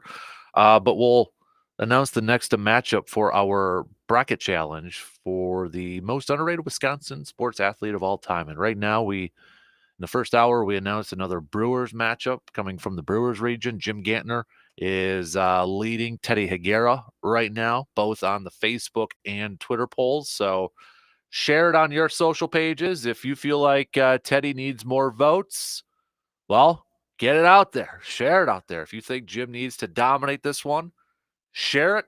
Get it out there. Banter about it with your friends over there too. So it looks like Jim Gantner's got about about 66% of the vote for both Twitter and Facebook right now. So we'll keep you posted on how those kind of shake out for the rest of the morning here. Brew Crew back at it tonight. Game 2. By the way, Twins begin a series tonight with the Diamondbacks. So they're out on the western side of our country there. I was going to say West Coast. Did you call it West Coast? Yeah, West Coast-ish. But taking on the Diamondbacks here. We've got tonight's matchup between the Rangers and the Brewers. Spit it out, Dan. Bryce Wilson's on the mound for the Crew tonight, as Hudson just had a big sigh. He's not a big Bryce Wilson fan here. But Wilson's coming off of a no decision against the Padres, where he went 4 2/3, giving up 5 earned runs. But he had a solid game the day before, or the start before, against Cincinnati on the 15th, where he went 5 1/3 and no earned runs and struck out 6 on 3 hits. Picked up a win over there. So, but when we look at Bryce Wilson again, we know the story. Guy that kind of started off in the bullpen, then got stretched out to be a starter because of all the injuries. But you look at his 4 games that he's appeared in the month of June right now, he's 1-2 with a 6.75 ERA in 2 of his last 3 games. If we go back to June 9th against the Tigers, he pitched 4 1/3, giving up 7 earned runs. Then he had that nice bounce back against Cincinnati. But then the Padres game, his previous start, where he gave up 5 earned runs. So far in 4 games in the month of June, he has given up 15 earned runs. That's already 6 more than he gave up total in the month of May. And he's kind of actually, and I know April's mixed in here a little bit because you got, kind of a relief pitcher role here, but you look at April, and he appeared in 8 games. He started 3 of those, but he was 2-1 with a 2.28 ERA and just had 6 earned runs in 8 games, giving up 6 earned runs. May appeared in 5, started 4. They gave up 9 earned runs. And so far in June, he's given up 15 earned runs in 4 games. So, I mean, kind of trending a little bit down now for Bryce Wilson. Hopefully we've got a good start for him in place. But the Brewers are going to be going up against a lefty tonight Andrew Heaney's on the mound for the Rangers. Heaney's 2-8 with a 4.21 ERA. He's coming off of a no decision against the Mets where he went 6 innings, 3 earned runs. But when we look at kind of the entire season, he's been a guy too, I think, that you look at the win-loss record, doesn't really tell the whole story. April, he didn't have a great month of April to open up the season, 6.26 ERA. He gave up 16 total earned runs. But in 6 games in May, had a nice bounce back. He ended up finishing with a 2.96 ERA in the month of May. 9 earned runs, but he's already up to 9 earned runs here in the month of June with a 3.63 ERA in the month of June here. So, but looking at kind of the matchups here in terms of the lineups and such, when we look at Heaney here, he spent some time with the Angels, a little bit with the Dodgers in 2022. Started off his career in Miami, but Willie Adames actually has 15 career at bats against him, and he's had success. He's a lifetime 467 hitter against Andrew in 15 at bats, couple of home runs, also a 1.338 OPS. So maybe a good night for Willie Adames in store. Sanchez has had 9 career at-bats against him, 778 OPS, just a 222 average. Christian Yelich, 9 career at-bats, and he's also hit 333 against him. On the flip side here, Wilson, not a ton of experience going up against his Rangers lineup. You got a couple dudes on here. It looks like they've got like a game or a couple games worth here. Marcus Simeon's 504 at-bats. Grossman's 400 in 5 at-bats as well with a 933 OPS. So first pitch for tonight's game against the Rangers, again, 7:10. Coverage will begin about 35 minutes prior. You can check that out on the radio dials of 105.1 FM and 790 AM. And then tomorrow, it'll be a day game with the 1:10 first pitch. And off day, much needed off day, coming up on Thursday for the Crew before they welcome back the Cubbies to finish off the month of June. And then they're on the road to begin July. Colorado for 4 games. And then maybe looking a little bit ahead, not this weekend, but next weekend, 3 games against the Dodgers.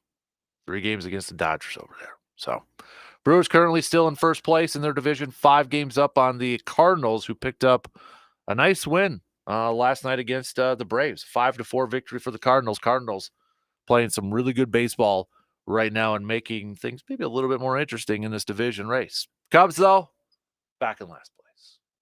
Back in last place. So, all right. Shot clock's going to cut me off here in about 30 seconds. Don't forget to get your What's Grinding Your Gears. We'll get to those coming up in the next hour. All right. What's grinding your gears? It's an ASAP Used Auto Parts Grind My Gears Tuesday. We've got RJ Cardinal coming up at about 8:25 this morning. We'll talk some Badgers with him. Also announce our next Badger matchup in our bracket challenge, and that way you can start voting and such. And then we've got Eau Claire Express. We'll chat with owner Craig Toyson coming up here in just a couple of minutes. The Express back at Carson Park tonight, taking on Thunder Bay. So we'll get the latest on the happenings with the Express. 2 hours in, we got 1 more to go. Stick around. We'll be back after these news updates.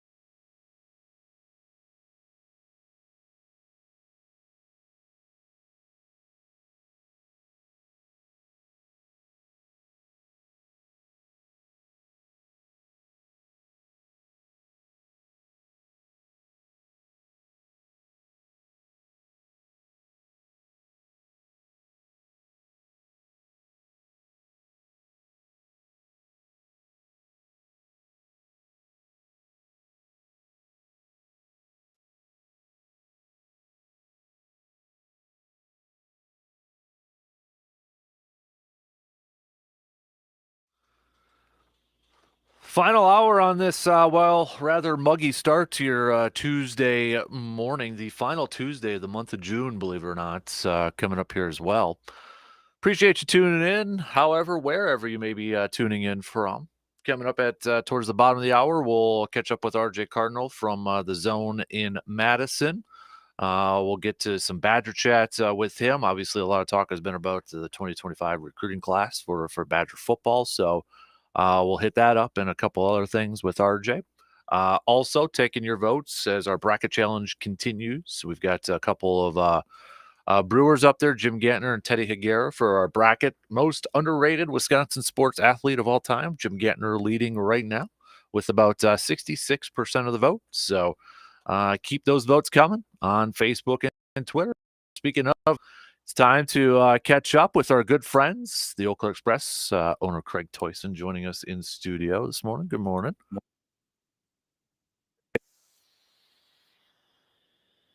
20 wins one year, then followed up with 18, I believe, the next year that's over ace there. pitching right there. Yep. That's not easy to replace. I'll take it right now for the Brewers Yeah, for some of those absolutely. pitching over there. See, I got it. I was ready for you. Got the I Express appreciate it. polo Yeah, and that's good. everything No, on this I'm morning. wearing the wrong brand today. So, Can you believe, though, we're approaching halfway through the first crazy. part of the season? Yeah, just looking at the record here before I came in, and it's we've already played that many games, 28 games down already. So Yeah. the season's flying by. Maybe it's because the weather's been so poor all summer that Right. we're thrown off by that. So Last year that we couldn't get any rain. This year we're getting a little too much rain. oh man, it seems my like. lawnmower is yelling at me like, why aren't you getting me out there? Yeah, no kidding. So flying on by, but it's a good thing because if you haven't been to an Express game, they're back tonight. You don't have to go up to Thunder Bay. And They're we kind of will have good weather. That's the nice thing too. So, right. Yeah, You don't have to worry about that. Ballpark. Exactly. So tonight it got Shakespeare Day, it looks like, presented by Chippewa Valley YMCA coming up tonight. So And, what better way to celebrate Shakespeare than foam finger night, right? Yeah. Yeah. Who doesn't want a foam finger, right? Right. Exactly. We've got we picked up the pennants a couple, was it last week? My producer over there. By the way, my producer corrected me, Hudson. I did get the Cardinal score wrong. He told me off the air it was 4-3 instead of 5-4. Good. So he's Good, paying good. attention over there. I got to hire him up. But we got the pennants up in the Mole Man Cave, and we put some up in the Man Cave at our house too, the Express Perfect. pennants over there. So the swag shop over there, the pro shop for you guys, getting Yeah, fully stocked. up again. We ran a little light on a couple of things. Just we were surprised how much things moved early in the year as the weather was a little colder to start the season, and so we're fully stocked up again, ready to go for this homestand, which is pretty great. Yeah. So obviously, probably a question you get a lot. I already asked you off the air.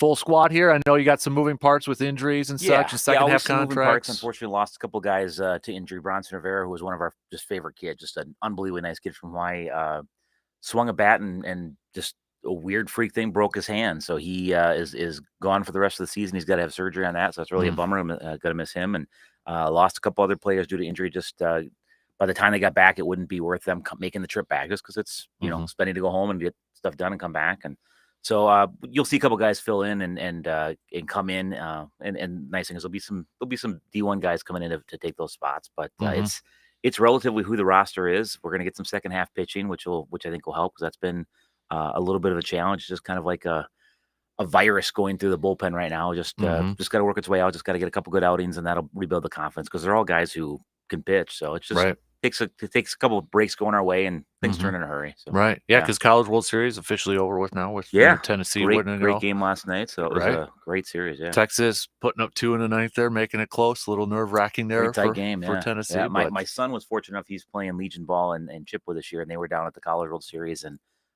Omaha last week and saw Kentucky walk off NC State and saw a couple Express players play there. So that was pretty awesome to have that connection down there. But great World Series this year. Awesome. Yeah, absolutely. That's what I was actually going to ask you. Kentucky guys, you know, they're coming up here. Are they up with the team? No, not this year. Not Talked to this Robert year? Hogan and wished him well, but he's fully focused at this point. And Nick Lopez is graduating here this year, so he's hopefully got some pro aspirations, and we'll see in the draft here in a couple weeks how that goes. That's right. The draft's coming up. If you saw the guy in the College World Series with the blue mustache, that's former Express player right there. So it's pretty awesome to see. Yeah. So I think maybe you even shared it on Twitter, or maybe the Express shared it on Twitter over there too. So I'll take credit, but that's fine.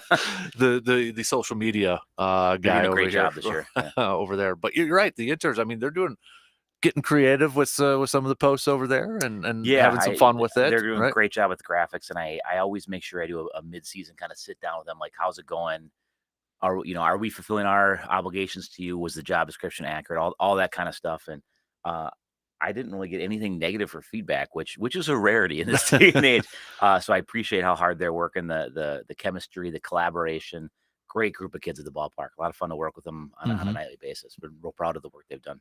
Since we were kind of having a little fun with the bracket challenge of most underrated, would you say the interns are kind of the underrated aspect of the Express and Northwoods League in general? Yeah, and we wouldn't exist without host families. We say that too, but without the intern classes that we have throughout the league, this league wouldn't happen. So we're very fortunate that there's young people that want to get into sports. They can work within our budget. They are paid, but they can work within our budget of what we can afford to do. And it's a great opportunity for them. They can see the grind of working in sports, pro sports, college sports, and really flex their muscles. And that was one thing I heard nice from the marketing department interns is they appreciated the diversity of the internship that they got. That some of them have worked with bigger organizations, and those are real laser focused, and they're getting exposure to everything at our level. And I hope fans appreciate what they do, because this league wouldn't exist, especially at this level, without the internships out there. The video, the radio, all the promotions that we do during games, all the planning, the group stuff, the ticket sales. I mean, interns are an integral part of what we do here. So it's awesome to see. And it's so cool to see, even like Sammy or a lot of the front office people that are involved with the Northwoods, they started off kind of as interns or like I was just the other day, John Fanta, who's GM and vice president of Green Bay. Yeah. When I was at Rapids, he just got started off with the Rafters over there, and to see him grow, those cool stories to see, these interns or entering in the Northwoods League, there's room to grow and advance within this league. Yeah, everyone in our staff actually started as an intern. So when you see the promotions and the opportunity for growth, it's fun to see. So I appreciate that, and it's great to see the same faces year after year at the league meetings. And excuse me, and it's even reached some of the ownership level. I think Bismarck's owner started actually as an intern at one point and worked his way up. So it's been fun to see a league that promotes from within. Right. Absolutely. So, at the ballpark, it was cool because what was it? Was it a week or two ago? It was Hudson's Little League team got honored over there, and we went with some people who haven't been to an Express game in a while, and they're like, "Wow, this is really cool!" Like a lot of stuff that changes. So I felt like a tour guide with the Whiffley zone and kind of explaining, the different parts of it there too. But it's just, from somebody who hasn't been there for a few years, they said, to where it was now, the changes and just the game day environment has changed quite a bit over there. We're always working on that stuff and trying to keep it fresh. And we play in Wausau on Friday nights. We have a 3-game homestand here, and then this Friday night in Wausau. So actually it works out well. One of my sons is playing in Merrill this weekend. Oh, so nice. I'm going to shoot up to Wausau, watch that game quick, and then keep going on to Merrill to watch that this weekend. But always try and take what we can from other teams and expand on things and collaborate and share back and forth. So Wausau's VP was over at one of our games earlier this summer, and appreciate those communications and, hey, what's working, what's not working. And the consistent theme around the league this year is weather's been a challenge. So yeah. Do you get a lot of shall we say suggestions from fans or supporters, whether it's ballpark or anything like that? And is that something that you embrace or feedback, if you will? Feedback, and feedback can be good, feedback can be bad, it can be critical, it can be not critical, it can be productive too or not productive. Right. Yeah, and one example of feedback we got this year is some fan behavior wasn't where we'd like it to be in an ideal situation. Another fan suggested, like, hey, maybe you should have a number that we could text or call. So we actually got that set up. We have a Google number that's out there, posted throughout the fan deck, like, hey, if you questions, concerns, anything you've got. So, I mean, we've had questions about weather and, our game's on and things like that. So people can text that number. I should have it in front of me. That'd make a lot of sense, but I don't. So we have that available. People can text us and get answers to questions they got or report concerns. And, so you always take some suggestions from people, because there's things that we just don't think of that someone who's there with fresh eyes can see. Right. Yeah. Exactly. So looking at the schedule coming up here, as you mentioned, you got a little bit of a homestand here, Thunder Bay coming in, and then home and away against Wausau as well. So first half kind of coming to a close here in the next few games, it looks like. Yeah, we're getting there. Usually I believe the July 5th game is our last game of the first half, and then we got a couple days off, which will be nice for the guys. It's a grind. They were in Dickinson, North Dakota for 2, and then in Wilmer for 2, and then got home last night about 1:30, 2 o'clock. So they're all still sleeping away. But it's nice to get a couple games at home. The battle for American pride here. You'll hear "O Canada" at the ballpark tonight, and then on the road and back home. Some Wausau on the Cross, a little bit closer games coming up. Right, exactly. So, and that's the one nice thing here too. If first half maybe going a little bit not what you guys hoped, you get a clean slate coming up in that second half. Clean slate coming, and last year, I'd like to point out, lacrosse went 13-21 in the first half, and then came back and played phenomenal ball in the second half. So I'm excited just to wipe it clean and start over. So I think there's great offensive players on our team. We've got guys having great years. Some of the guys who've just gotten here hit swinging the bat well, and so I'm excited for that. And I think, like I said, once the pitching just kind of settles down and a couple good games, that cures itself, because it's just not indicative of who these guys are and what this team is. So we'll get through it, and you never know. Tonight might be the first night of that. Yeah, and just to look a little bit ahead, because I know we're off next week for 4th of July week, but you talk about a second half. You got quite the run of home games, to open up the month of July over there too. If we look at, starting on the 4th, lacrosse, and then Minnesota Mud Puppies, Rochester, Duluth. I mean, so you've got an advantage to open up Chance July. To make a run here, yeah. And it's just nice to be home in the friendly confines of Carson Park, and it helps to hear the fans. And I think when that grandstand is rocking, it really echoes throughout. The players feel that, and I think they're excited to be home and ready to go. Right. Yeah. Not to look too far ahead too, but end of July, you got some games at home there too. So you got a chance. There's a chance. Yeah, busy month. To put up some, like I said, just couple C&I singles. We had a couple last night, just unbelievably bad luck where ball up the middle, guy's going to play behind second base and hit second base. It's just been that kind of a stretch. So those 50-50 balls will start going R50 here shortly. I can't, you mentioned the road trip that these guys are on.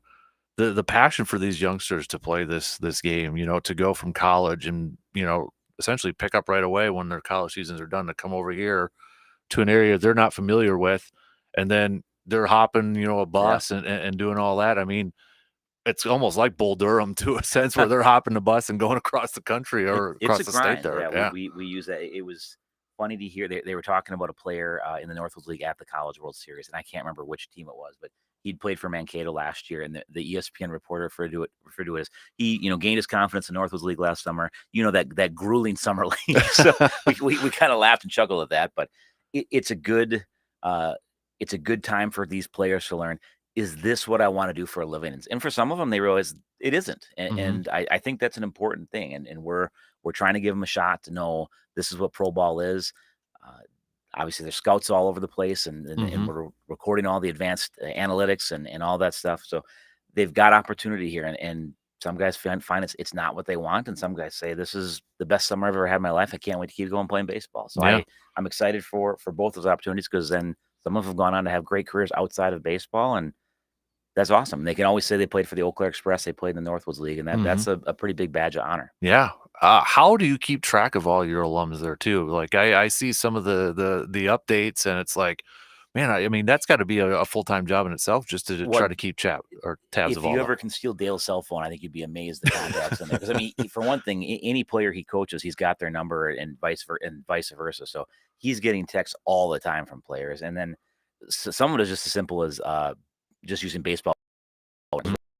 I think 2011 for the Northwoods League, so we can kind of see who's still playing professionally and where they're at now. And Twitter's a powerful tool. We follow most everybody that's ever played for us, so we can stay in contact with them that way. And some of them are close. I actually heard Cole Calhoun stop through Eau Claire last week, and saw the Calhoun Club out in right field, and was like, that's pretty awesome. So guys are floating around the area, and you just never know when they're going to pop in. So, right. Exactly. So you mentioned the draft here too. And I know you're big into college baseball, and a lot of those. Do you know off the top of your head of any, maybe some Express players? Potential. I mean, the baseball draft. I mean, they go for how many rounds and all that. So this year's hard to say. I think there's some guys on our team this year that should have some pro aspirations. You look at a guy like Reggie Bussey and the speed that he's got. I think he's so fun to watch. Yeah, he's a great on base percentage, unbelievable fielder. He's a great pedigree. I mean, his sister was an all Big Ten sprinter at Ohio State, and I think he's really should have some pro aspirations. Younger guys, I mean, I think eventually, I really think Cole Selvig's got the frame and the makeup to be a pitcher in professional baseball. We'll see as guys who have played here that are maybe looking to get drafted. There's always the Stanford guys. They were a little bit younger this year, had a little bit of a down year, but I think a guy like Trevor Haskins, Timo Becerra that played with us, great ball player. I think those guys have good looks. Cord McDonald's a very good ball player. I could see a guy like him. Tanner Sagusby, who I think we might see at some point this summer, would have some pro aspirations at some point, but it's tough to tell. We had a really fortunate year last year. I think we had like 6 or 7 guys drafted, Right. and it doesn't happen like that every single year.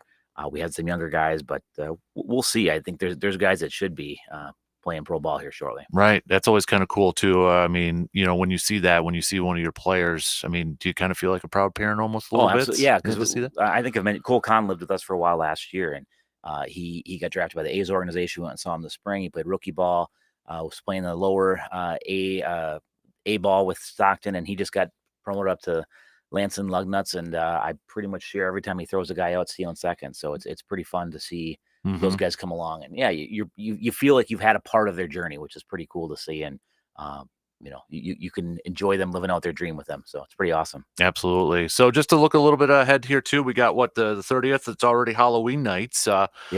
Sponsored by Cesspool Cleaners. Yep. So we got a Halloween bag giveaway for the first 200 kids. Thursday night we've got the Career Development Center's got a T-shirt giveaway. So a lot of reasons to come to the ballpark this week. On top of the fact that for the first time in forever, we're going to have decent weather. So right. Yeah. I mean, that's got to be a challenge. I mean, and everybody I know wants to know whether games are going to be, called or anything like that. You guys want to get the games in too. So we want to get the games in because yep. we had to give up a home game to get it done. So got to play this doubleheader in Duluth, but we always want to do everything we can do to get the games in. So I can assure you, show up to the ballpark, there's a good chance we're going to play. And really the rain isn't the problem. It's more the threat of rain. Because if people don't come to the games, that's what's kind of like, here we go again. Right. But it's been a challenging year, and it's not unique to Eau Claire. I mean, the players got back last night. I picked up our player, like I said, at 1:30 at Momentum Baseball, and he said, that Wilmer Field was soaking wet. And they had a heck of a lot of rain over that direction. So. Yeah, and I get a shout out to the grounds crew, right? I mean, with all the rain. Carson Park is.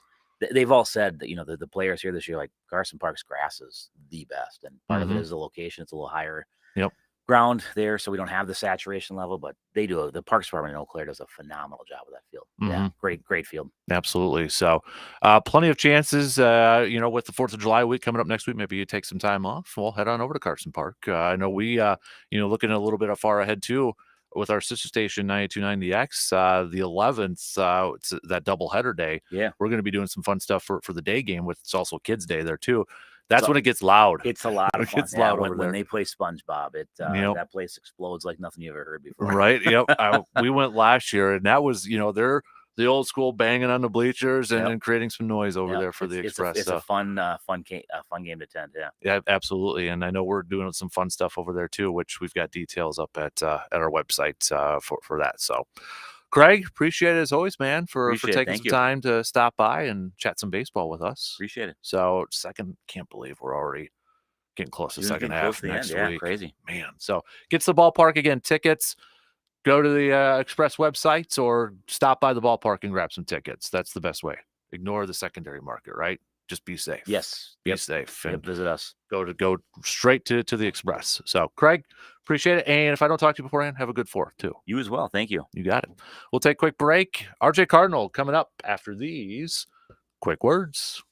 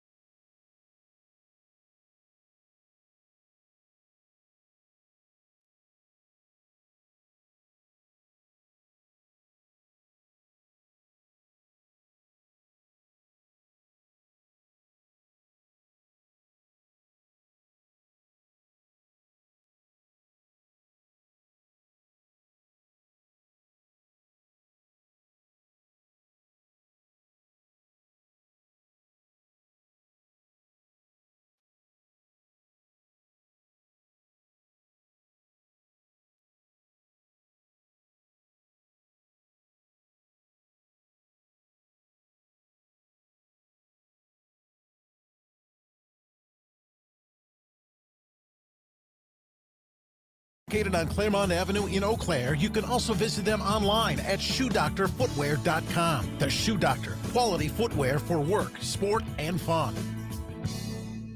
Angie's List is now Angie, and we've heard a lot of theories about why. I thought it was an eco move. Fewer words, less paper. No, it was so you could say it faster. No, it's to be more iconic. Must be a tech thing. But those aren't quite right. It's because now you can compare upfront prices, book a service instantly, and even get your project handled from start to finish. Sounds easy. It is, and it makes us so much more than just a list. Get started at Angie.com. That's ANGI, or download the app today. Are you looking for your very own sanctuary? A place that you can just get away from the hustle and bustle of the everyday world? A place of peace and quiet? That sounds amazing, right? Well, make that dream a reality with the help from Woods and Water Realty. Just visit woodsandwater.com to view all their listings of available property for sale. From wooded parcels to build your own cabin or a permanent campsite to that place on the lake, you're sure to find your new sanctuary with the help from Woods and Water Realty. Start your journey today by visiting woodsandwater.com.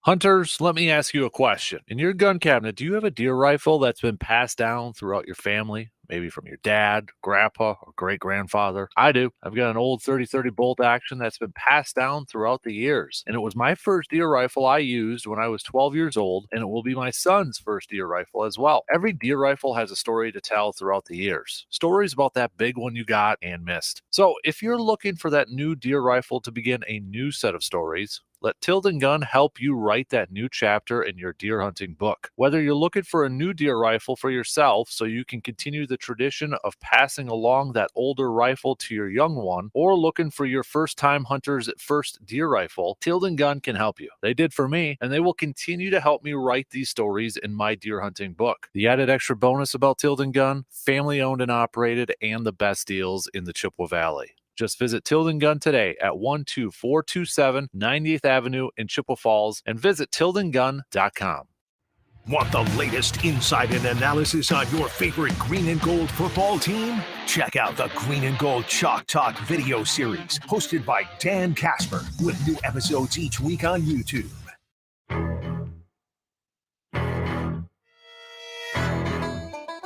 Big thanks to Craig Toyston for stopping by in studio to chat some Eau Claire Express. If you missed any portion of that conversation or any of our previous conversations, don't forget to check out the All Aboard the Eau Claire Express podcast, available wherever you listen to your podcast. That's like Apple, that's Spotify, also up at sportstalk1051.com.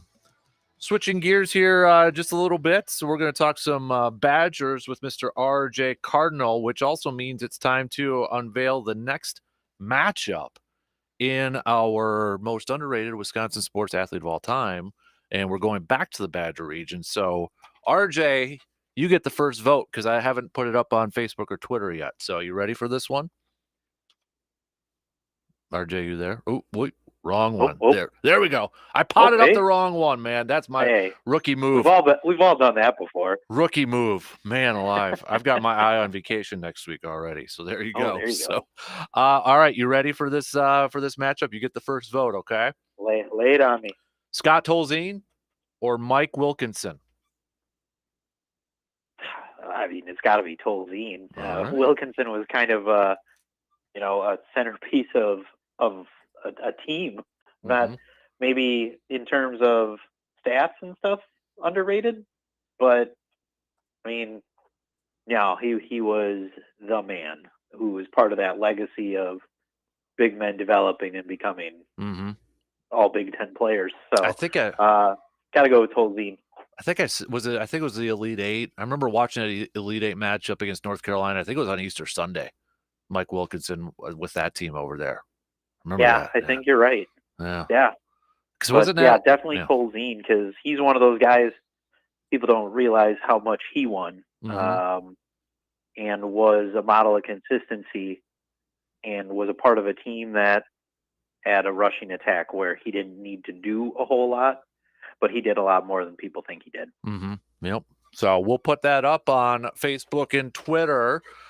Coming up here in just a little bit, we'll see if the masses agree with RJ. RJ, I don't know if we jinx it sometimes, but I know we were talking about this a couple weeks ago when it comes to guys committing and all that. Well, one of the guys that we talked about apparently is already flipped. That's a corner, Stroud, flipping to UCF. He tweeted out it's a business decision, and I know he's a Florida native here, but I mean, how big of a loss is this for this 2025 class for the Badgers? Yeah, kid from Tampa. He's a 4-star corner. Luckily, I guess, for the Badgers' sake, they've been hitting cornerbacks hard. So even I think he was currently the only corner, like classified corner, of the 2025 class. But they really brought in a whole mess of corners last year and through the transfer portal as well. So yeah, it's a loss. Business decision doesn't make me seem like he's doing it to stay close to home. Yeah. I don't know what kind of money UCF has, but he's a Tampa kid. UCF's in Orlando, so not too far away, even though he did get a scholarship offer from USF that's in Tampa. So apparently doesn't want to stay that close to home. Right. But yeah, I mean, sure, your parents can go to every game, every home game at least. I'm trying to remember what that conference looks like now, because I think it's actually all over the place and probably has to do more travel than the Big Ten. So I'm not sure family-wise how they're going to get to some of those games, but I mean, they're from Florida. They wouldn't get to a lot of games in Wisconsin either. So yeah, I mean, just the wording of business decision doesn't really put the confidence of he wants to play close to home. Right. So it's really one of those, what kind of NIL deals does UCF have? So yeah, hey, it happens. I think we've all known what recruiting is now in terms of verbal commits as opposed to an actual signature. So yeah, we fell from 21 recruits down to 20, and really only dropped one spot in depending on where you look. 24/7 Sports had us drop one. On 3, I haven't looked yet, but prior to that, they were number 5 in the country. So not sure where they stand with On 3 right now, but yeah, it's what it is now, and I think most people would probably echo the somebody's word doesn't mean anything anymore, and it's all about putting pen to paper. Right. I mean, that's kind of the I think we even talked about it, a week or two ago, that when it comes to this, you kind of like, you get excited, but don't be too confident. I mean, that's the nature of college athletics right now, isn't it? Where it's like they could commit, but it doesn't really mean anything until it's, like you said, on that signed on that dotted line with their John Hancock.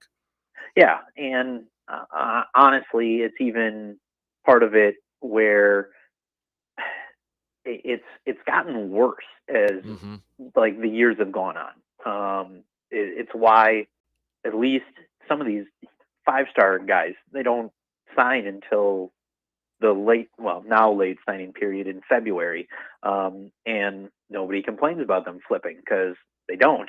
Right.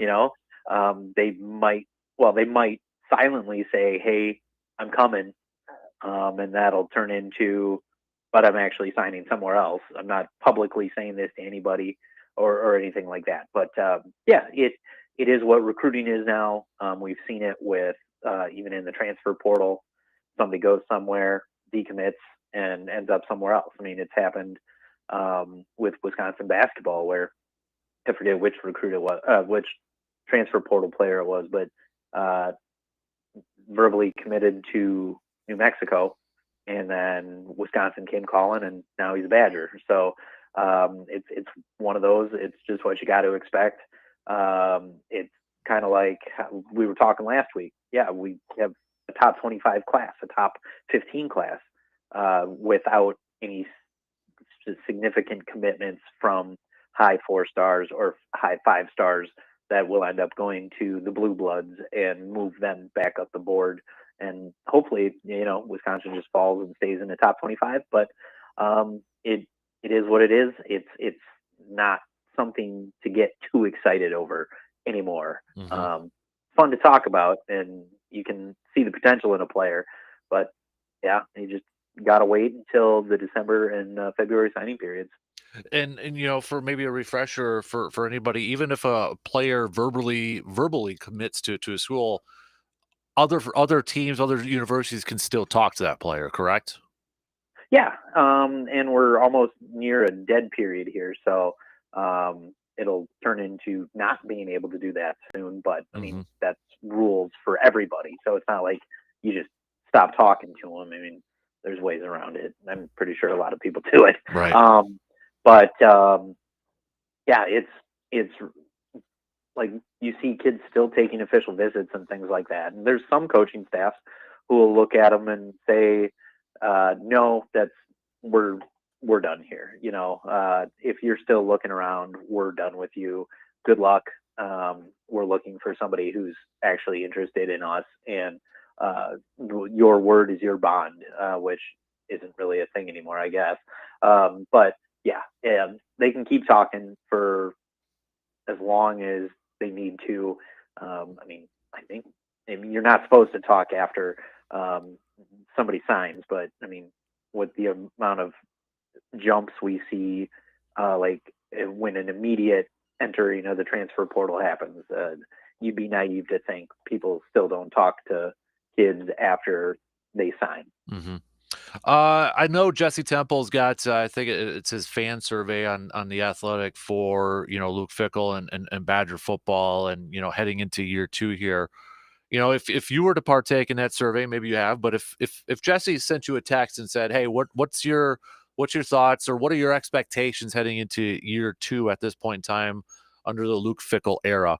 What would be your expectation? And also factoring in Big Ten's getting bigger, the conference, we got new teams coming in this year too. So, at this point in time, as we wrap up the month of June, what are your expectations? How would you answer those questions? My expectations for this year, I need to see the talk that we heard from Luke Fickell last year on finishing. Win that fourth quarter. Put yourself in a position to pull away from the games that you weren't winning the prior year. And I think we still saw some of that where this team just wasn't there for some games. I need to see that mentality of the dog, if you will. The guy who's going to go out and even play a game against Western Michigan like it's going to be the Alabama game.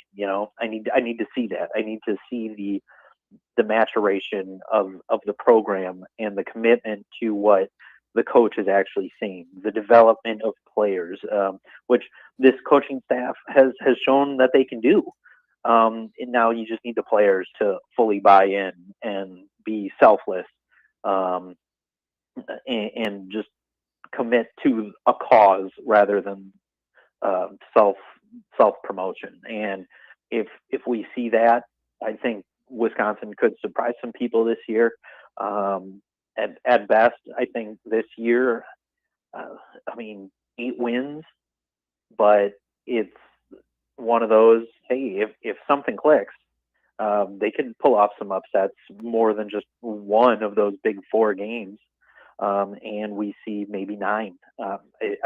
10 would be an absolute dream, but I just don't see that happening. So people could get upset with the record this year. I think they will do better than the 6.5 Vegas says they're going to be at. So 7-8 wins and just an overall better looking product than what we ended up seeing last year, where at times there were lapses and things like that. I need to see that team that's going to be in it for 4 quarters, or blowing somebody out and not taking their foot off the gas. RJ, I know, was it yesterday? I think it was yesterday. Was it the Badger Challenge Golf Scramble? Yesterday, day before over there. Anyways, yeah.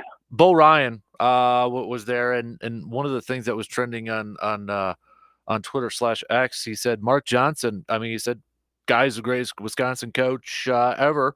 Would you? And I know you might be a little partial, so take away the little league memories with your former head coach over there with Mark Johnson. But would you agree with Coach Bo Ryan that Mark Johnson, greatest coach in Wisconsin athletics by far? It's either him or his dad. Yeah. I mean, look at or maybe Ed Nuttycombe, who was the track, cross country, and track and field coach for a long time when they were winning individual national championships as well as team national championships. It's hard to argue with the success he's had as a coach. And I saw some people trying to argue Kelly Sheffield, and the response to that was give it time and he could end up being that guy. And somebody came back with, no, he's that guy right now. And it's like, well, I mean, he's got a little more national championships to win there. Yeah, just he's an unassuming guy who has his players love him, who can get the best out of his team. And I mean, their recruiting is on a different level right now. They can just go out and walk into a living room and get a yes, and then whether it's a high school senior or in the transfer portal. So yeah, I mean, I wouldn't argue with that statement that Bo Ryan made there. I'm surprised nobody said, or at least maybe they did, but like Barry Alvarez part of that equation. You know, yes, but like if we're looking to overall actual championships, I mean, I understand football can be a little different. There's less teams in women's college hockey, but it takes a lot to stay in the top four teams in the country year in, year out, even with the amount the less amount of teams in there. Wisconsin, Barry Alvarez did get Wisconsin back to national relevance where they're recognized wherever you go. Like people see the motion W now and they'll just yell Wisconsin at you. You know, it's one of those things. Like Wisconsin is now a recognizable brand overall because of Barry Alvarez. Now, that's a different kind of success, but I would go with Mark Johnson over Barry Alvarez, and he did great things for the university and the football program, but not to the extent that Mark Johnson did for the women's hockey program. You're right, because I mean it's about national championships, right? And Mark Johnson's got too many for one hand right now. So. Well, it's like one of those things. You can go down and talk about best athletic directors too. There's a lot of people who will still tell you Elroy Hirsch was the best athletic director in Wisconsin history. But even though he was the face and everybody recognized him and all that, the athletic department slid into almost disrepair. And well, he was at the helm. It took a while for Wisconsin athletics to get out of the red.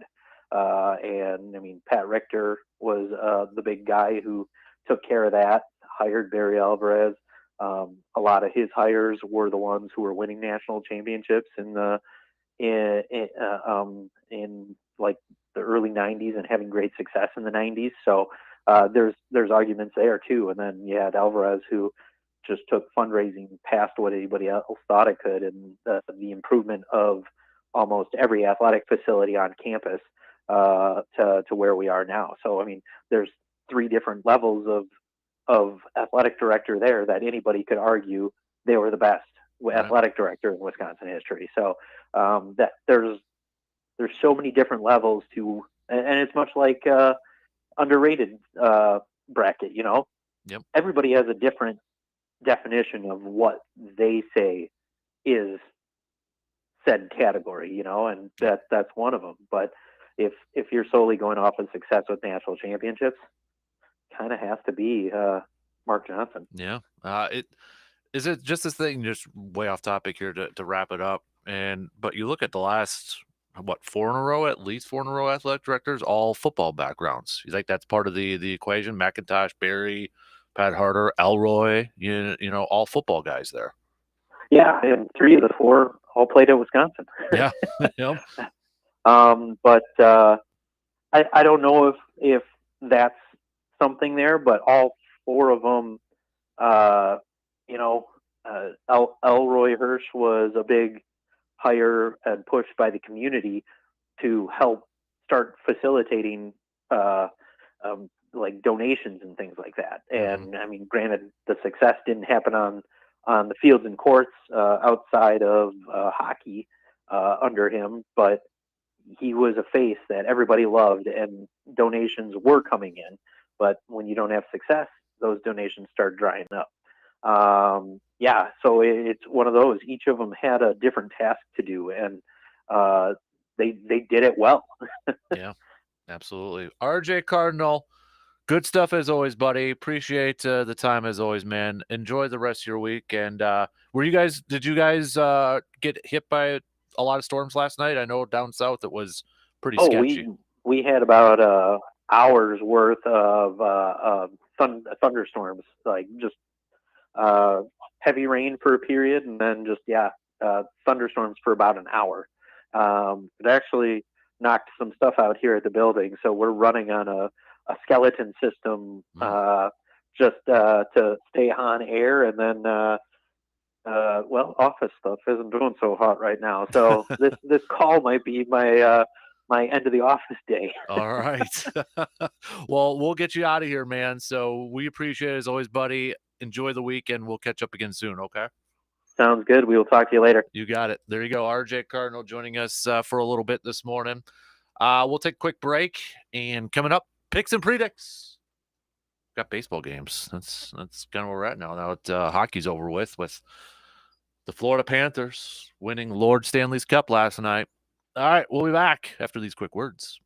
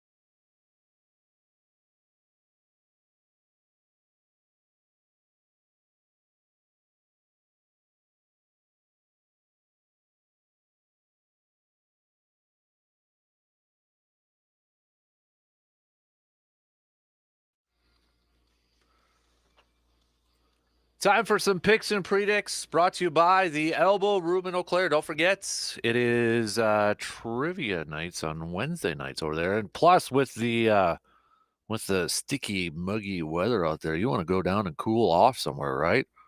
No better place to do that than heading on over to the Elbow Room, located right next to the Banbury Place in Eau Claire. Get yourself a man cave light, watch some of the games on the telly, and stay cool over there. Stay cool over at the Elbow Room. Let's do some baseball picks here. So we've got the Twins beginning a series going up against the Diamondbacks tonight. Give me the Twins. Who are you picking, Hudson? Twins or Diamondbacks?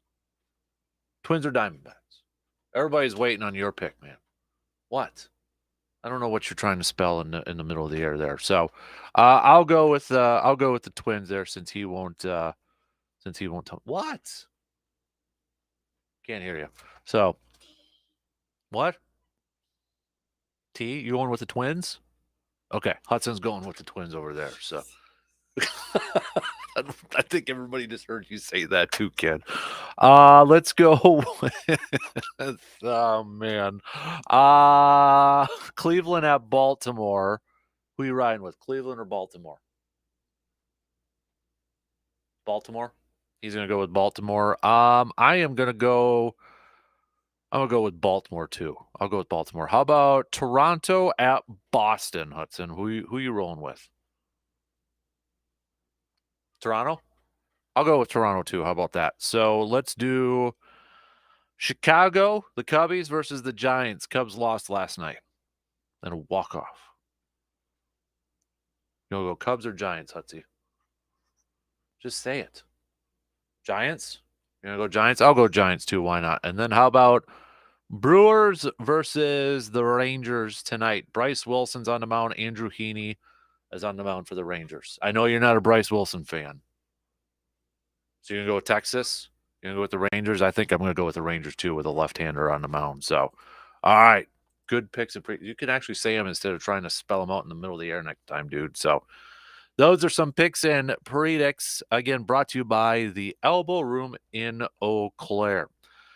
Got some time? Yeah, we still got just a few spots open for the 4th annual Kasper Classic. Head on over to sportstalk1051.com, sportstalk1051.com, to sign your 2-person team up for just $90. Get the round of golf. You get your cart. You get some drink tickets. You get a meal over there too. So $90. We got a few spots open up for that 1:30 p.m. tee time. Big thanks to all of our sponsors. We got a couple more from yesterday. Service Master of Chippewa Valley. Also, Shoe Doctor coming aboard there too. So big thanks for those fine businesses for joining up. If you're interested in, we're looking for some donation prizes too for the raffle, for some golf prizes over there too. So if you're not a golfer, or you can't golf but you want to help out, you still want to be able to help out, hey, we'll gladly take the help over there. So just hit me up with a message. But big thanks to Hy-Vee Resonance Branding Company and Jumpco Surfaces, overall sponsors there. You got Carpet City Flooring Center, Park Ridge Distributing, AJM Automotive Service, the Elbow Room, as we mentioned a little bit earlier, Muldoon's Menswear, the jacket providers for the golf outing, that new tradition that we're starting over there. We got Doodah Gin, Edward Jones Financial Advisor, Kelsey Nikolai, Hannah Sellner Agency, American Family Insurance, Resonance Branding Company. Did I mention Resonance? I don't know if I mentioned Resonance. Well, if I did already, they got a couple mentions there too. So big thanks to the boys at Resonance Branding Company too. We're going to have some of those, some T-shirts from Resonance Branding Company coming here soon.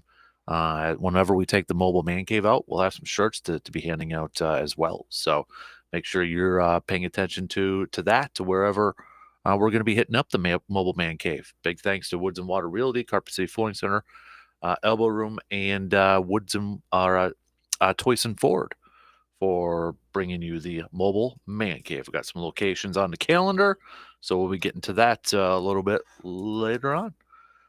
We got the voting up now for our Badger for a Badger matchup here. Quick look at how some of the votes are going between Scott Tolzien and Mike Wilkinson right now on Facebook. Scott Tolzien is out to an early lead. Facebook, Twitter, last I checked it was 50-50, but Scott Tolzien a slight lead on Twitter. Right now, Jim Gantner holding on to a slight lead over Teddy Higuera. Make sure you're following along on Facebook, facebook.com/Kasper Sports. It's Kasper with a K. Twitter @DANKASPER to make sure you vote. Vote, because these players are moving on because of your vote. So who do you think is more underrated? Share it on your Facebook pages, on your Twitter pages, wherever. Text it to your buddies. Debate about it amongst your friends, all that good stuff. So we'll find out who moves on to the round of 32 as I think we're halfway through the opening rounds. Now that's going to get a little bit tighter, going to get a little bit closer here. So, all right, tomorrow, halfway through, making a turn already on this week. Let's do it again tomorrow, all right? 6 a.m. Hopefully we're talking about another Brewers win over there. We got the NBA draft. Day 1 tomorrow. Will we have any Bucks news leading up to it? Who knows? Have a good rest of your day. Stay cool, peeps. We'll talk to you tomorrow.